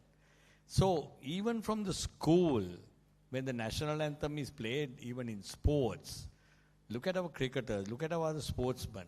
Any other country, they put the right hand to their heart and they sing the anthem with pride. The Sri Lankans don't have that. But world is also changing, because I used to watch movies even in Thailand, because I'm a movie buff, and the whole audience used to stand when their king's anthem was played. But in the recent years, after this new king, I see people seated. And sometimes when you see even, simple stuff, maybe the world is changing, the kids are changing, but the value-driven simplicity of things, we need to change the mindset. And then it needs to get into the organizations. Now at MAS, we play the national anthem in every factory in the morning. We play it. And then sometimes we used to play even, Pelajatika Abhimani. Because it brings some, positive momentum and a change of mindset that we can do it. Otherwise, we talk about a 2,500-year-old history, over again, right? But we don't do anything even to correct some of the simple stuff. So, you can start small, basically not put dirt on the road. Who are the people who put dirt on the road? It's a rich class who will put it in a silly bag and throw it out of the window. I've seen it. Everybody ignores it. So things like that. So change the mindset from house, from the neighborhood, from where you work, in the university, in the school, small little things. We don't want to talk all this, go green and go this and go that. Start simple stuff. That's my advice. Thank you very much. And you mean to say that people should be disciplined first? That's what you meant when you mentioned about that national anthem being sung at anywhere. They don't comply to it. They don't stand properly for the national anthem. So that shows a sign that you have to be disciplined yourself first. No, you need to put it into your DNA. In an organization even, you can't enforce rules. In Japan, you do anything, right? People are disciplined. Yes. But it's in their DNA as well. If you look at even our countries around, some place it have been aggressively disciplined and then changed, like Singapore. But if we start the small stuff, from schools, I think we can change. Over a period of time, we'll change. Certainly, yes. Thank you very much for that wonderful advice. And one last question from Dr. Udayasankar to Dr. Udayasankar. I lost that series of questions. Right, Dr. Tayasino. what are the user-friendly languages to program AI equipment, and what are the sources to learn them in Sri Lanka? This is a question from the audience. The names are not given. Python is the to-go language when it comes to data science and AI for most of us. Python, right?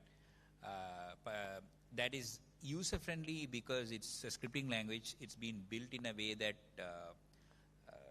experts across the field start to use it, like whether you're from chemistry background or physics background, language background, everybody can use it, is what they kept in mind when they built Python. I mean, there are comparative to other languages like R and other things, but Python is what I recommend and my favorite as well.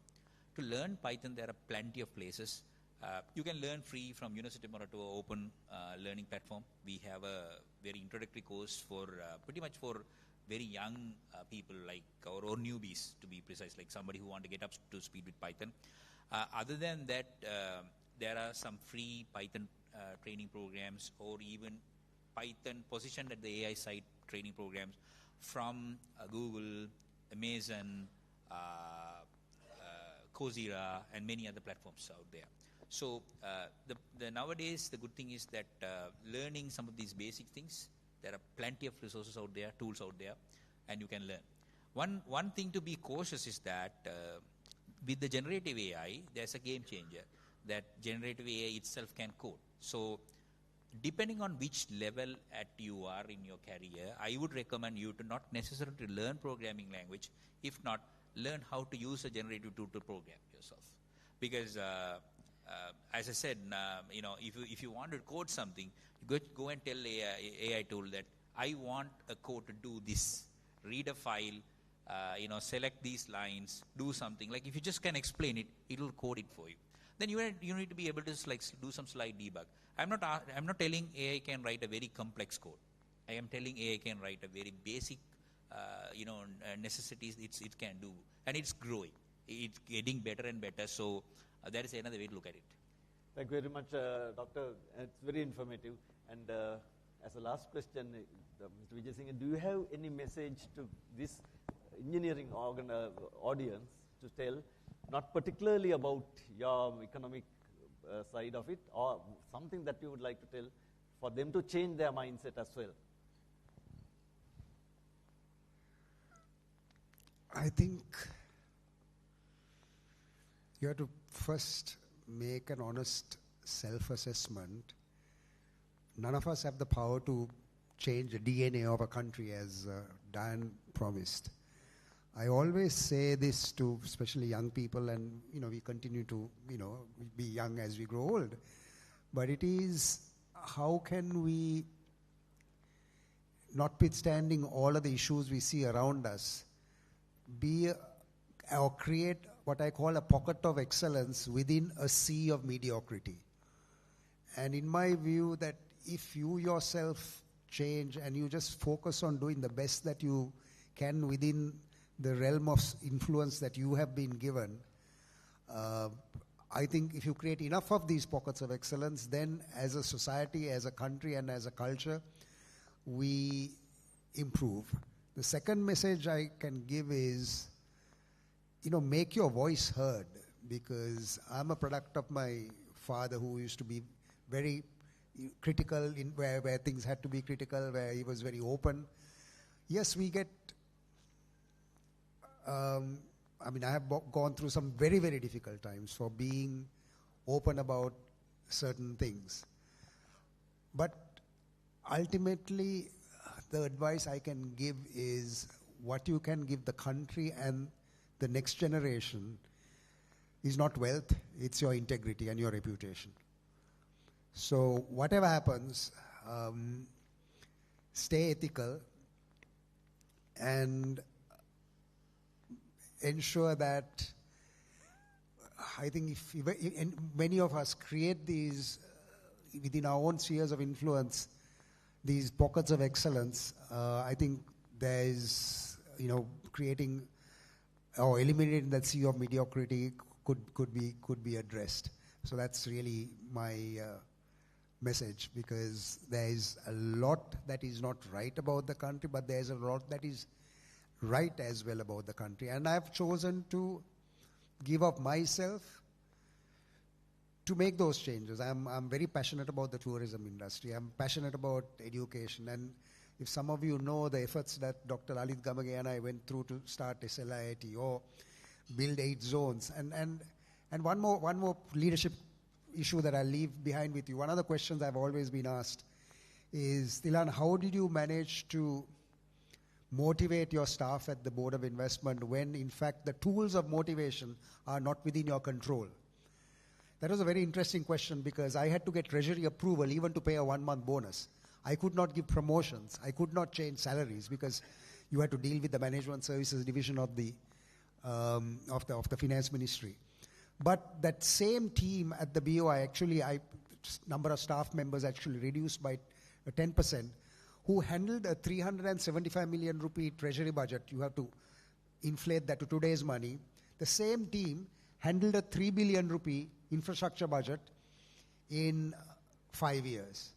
And that is because I gave them a strong session of vision, strong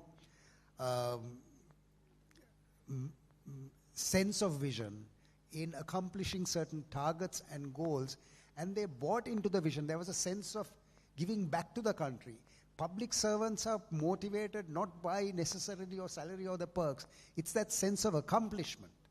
And that is what you've got to inculcate in this country, in particularly in the public service and amongst all of you engineers, that we did something right. We did something and we achieved that.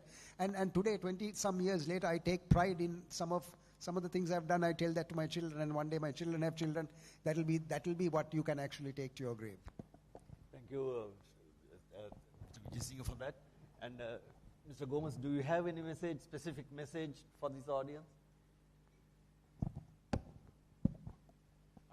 I think both Tilan ended up what we need to do, like pockets of excellence, and whatever you can do in your organizations, if you kind of help the leadership and especially to challenge the process, that is what I really see the lowest area of competency, because it starts from school, then the university, and then the office. Challenge in the process. Why?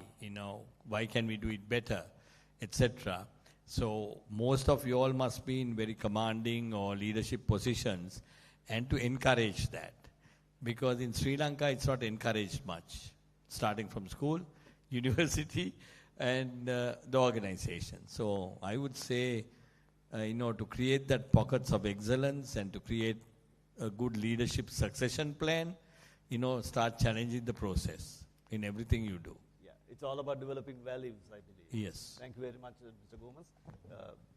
Mr. Desankar, what message do you have to give in terms of knowledge, gaining knowledge on engineering-based applications?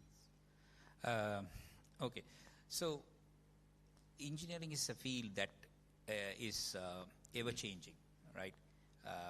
New technologies comes, especially in some of these evolving engineering like computing and robotics and AI.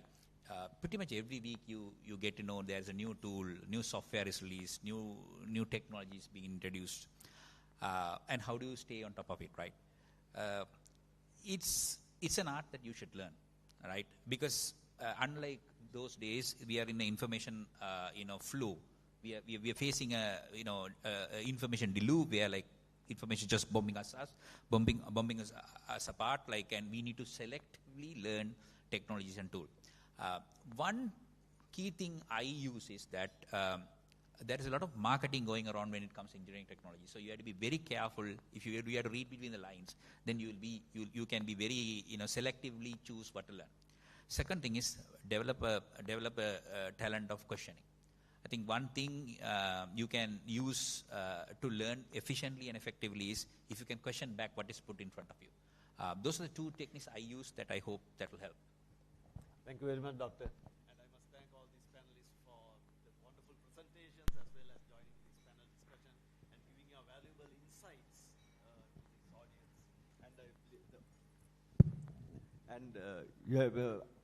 There were a lot of other questions that came from the audience as well, but I'm sorry that we couldn't take all the questions because of the time constraints, but they will be waiting for some time here, I believe, and you can mingle with them and ask whatever you want, because they are ready to answer any question when I spoke to them earlier before their presentations even. So thank you very much for posing your questions, and thank you very much for being a wonderful audience and listening to these presentations. And once again, thank you very much, the panelists, Mr. Vijay Singer, Mr. Thasium, and Mr. Gomez. Thank you very much. Thank you, gentlemen. Thank you for taking us through those panel discussions. And thank you to our moderator as well. We're presenting tokens now, ladies and gentlemen, to our panelists. And we'd like to do the honors by inviting the President, the Associate Professor, Bhadrani Thoradaniya. Ma'am, we'd like to invite you to join us on stage together with the Vice President Chairman of ENT Committee, Engineer N.A. Nandasena. Engineer N.A. Nandasena rendered his service to the industry of Sri Lanka for more than 44 years and is currently working as the General Manager for Research and Development at the reputed tyre manufacturing company. So we'd like to invite our Vice President, Chairman, Education and Training Committee, Engineer N.A. Nandasena, together with the President, Engineer Associate Professor Bhadrani Thoradaniya, to join us in front of the main stage. And we'd like to present our first memento, ladies and gentlemen, to our speaker, Dr. Udayasankar Thayasivam.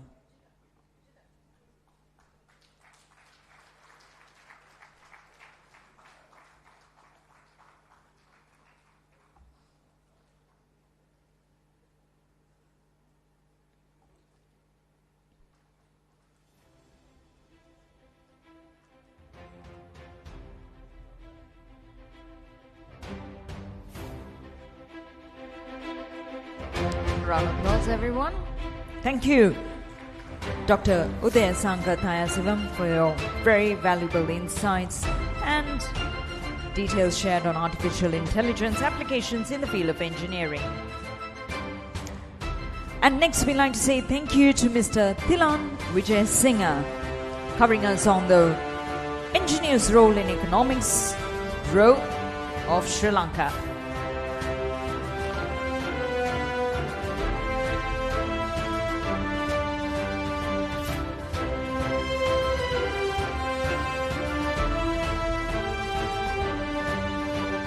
Round of applause, ladies and gentlemen. And we know that you've changed your mindset too. And this is all thanks to Mr. Diane Gomez.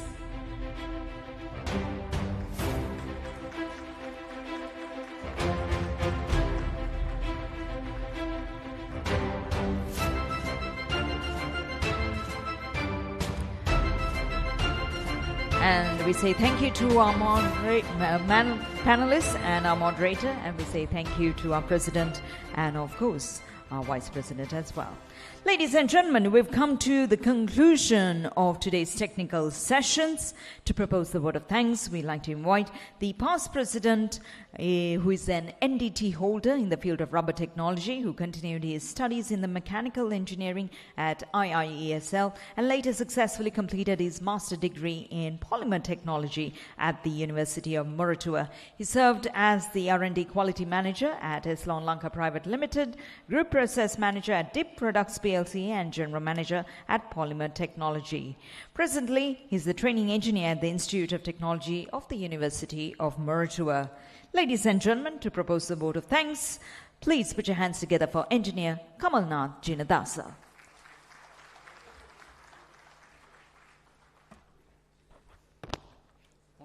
Thank you, Sharon. Change is inevitable. Innovation is inescapable, and modulation binds. I believe you experience all these during this dazzling hour of the day. President of the Institution of Incorporated Engineers Sri Lanka, Associate Professor Bhadrani Thoradaniya, and the Council of Management.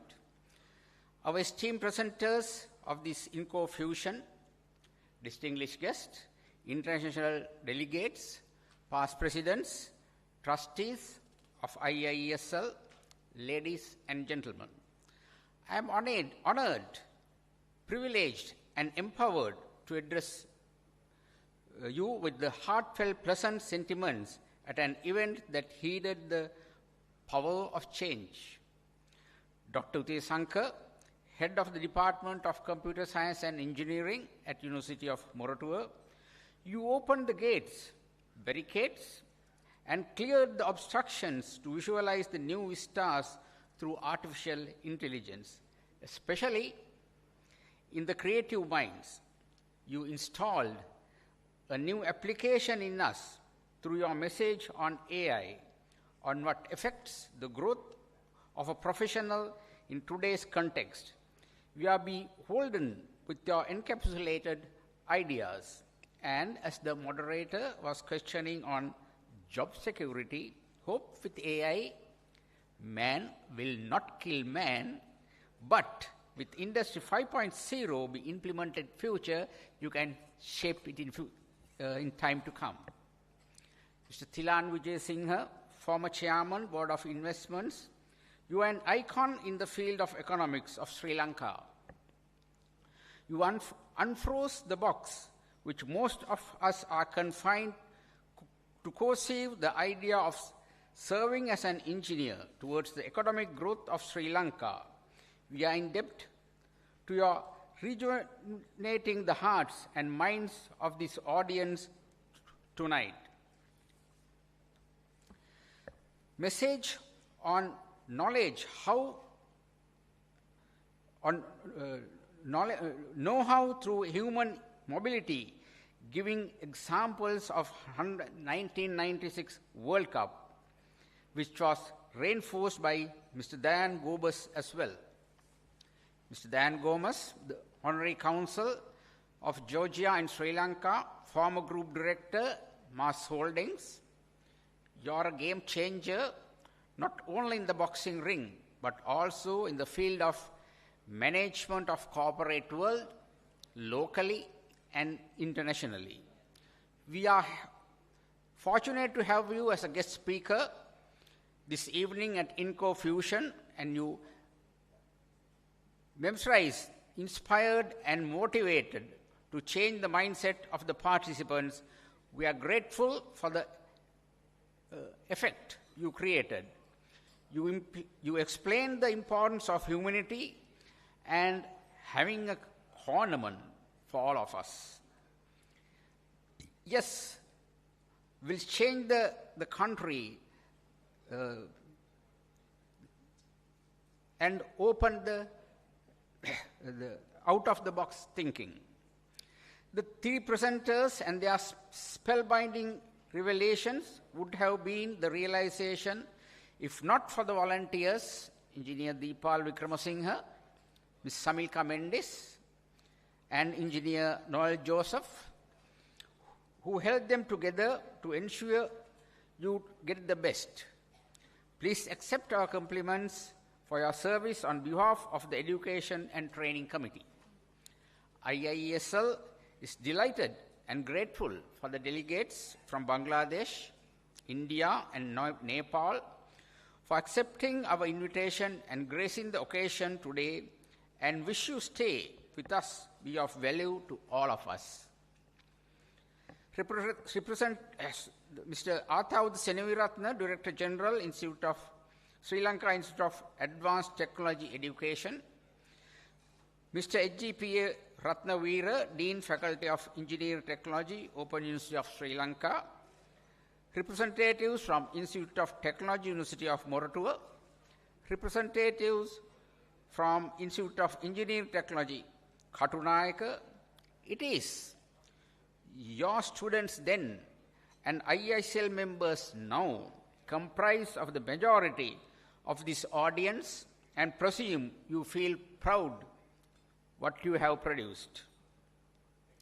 Your presence here is an encouragement to IISL as well as your students participating at Inco Fusion technical sessions. Thank you for being with us today. All the participants of the Inco technical sessions, your engagement and thoughtful comments and versatility and motivated the organizers. We are much obliged to you for engaging with us tonight. President, past presidents, trustees of IIESL, we appreciate your leadership navigating the teachings towards the successful of Inco Fusion Technical Sessions 2024. Thank you, madam. Thank you, sir. The change, the innovation and modulation were made possible by our silver sponsors, Ultratech, Cement Lanka with Mr. Ruwan Giganage and Eslon Lanka Private Limited, together with CEO Mr. Nalin Jayawardena and Mr. Nalaka Athuraliya. Our media sponsors, Sirasa TV and Divina newspapers, and all other sponsors, Navaloka Medicare, Melbourne Biscuit Manufacturers Private Limited, Monarch Lanka Engineering Private Limited, Technomedics International Private Limited, Daiki Axis Sri Lanka, Ulagalla Resort, ATG Lanka Private Limited, Melvea Rolling Private Limited, EcoServe Engineering Private Limited, Pubudu Engineering Private Limited, World Lanka Trading, Boomale Interior Design Studio, Reptic Smart Technologies, NJ Consultants, Bruno Hospitals Private Limited, Metrix Private Limited, SLT Mobitel, Engineer Mahinda Tennakon of Kuskulana Hydro Company Private Limited, Mr. Sudat Rohana, Engineer N. Nandasena, and all other donators and contributors. I can't thank you enough. The leader, the Vice President, Chairman of Education and Training Committee of IIESL, Engineer N. Nandasena, was instrumental in paving the way to shape the future of IIESL members and community at large. The members of Education and Training Committee worked with dedication, devotion, commitment in organizing this event. Thank you for taking time to do it. The Inco Fusion technical sessions were made colorful with the Buddhavatta Dancing Academy, photography of Mr. Dasun, Mr. Isuru and the video team, staff of Hotel Water Sedge Limited, Engineer Padmajit on moderating the panel discussion, Engineer Mahesh Babalagama for the wonderful presentations made, and with the lovely articulation with compeer Ms. Sharon Mascrinius. This event achieved its objectives due to the commitment, where is she? Ms. Samilka Mendes, the Manager Administration of IIESL and her team. Ms. Samilka, you have displayed your organizing skills, teamwork and exemplary leadership to follow up all corners, reminding and attending to get ahead in the Inco Fusion technical sessions. Your support means the world. Have a pleasant day. Over to you, Sharon.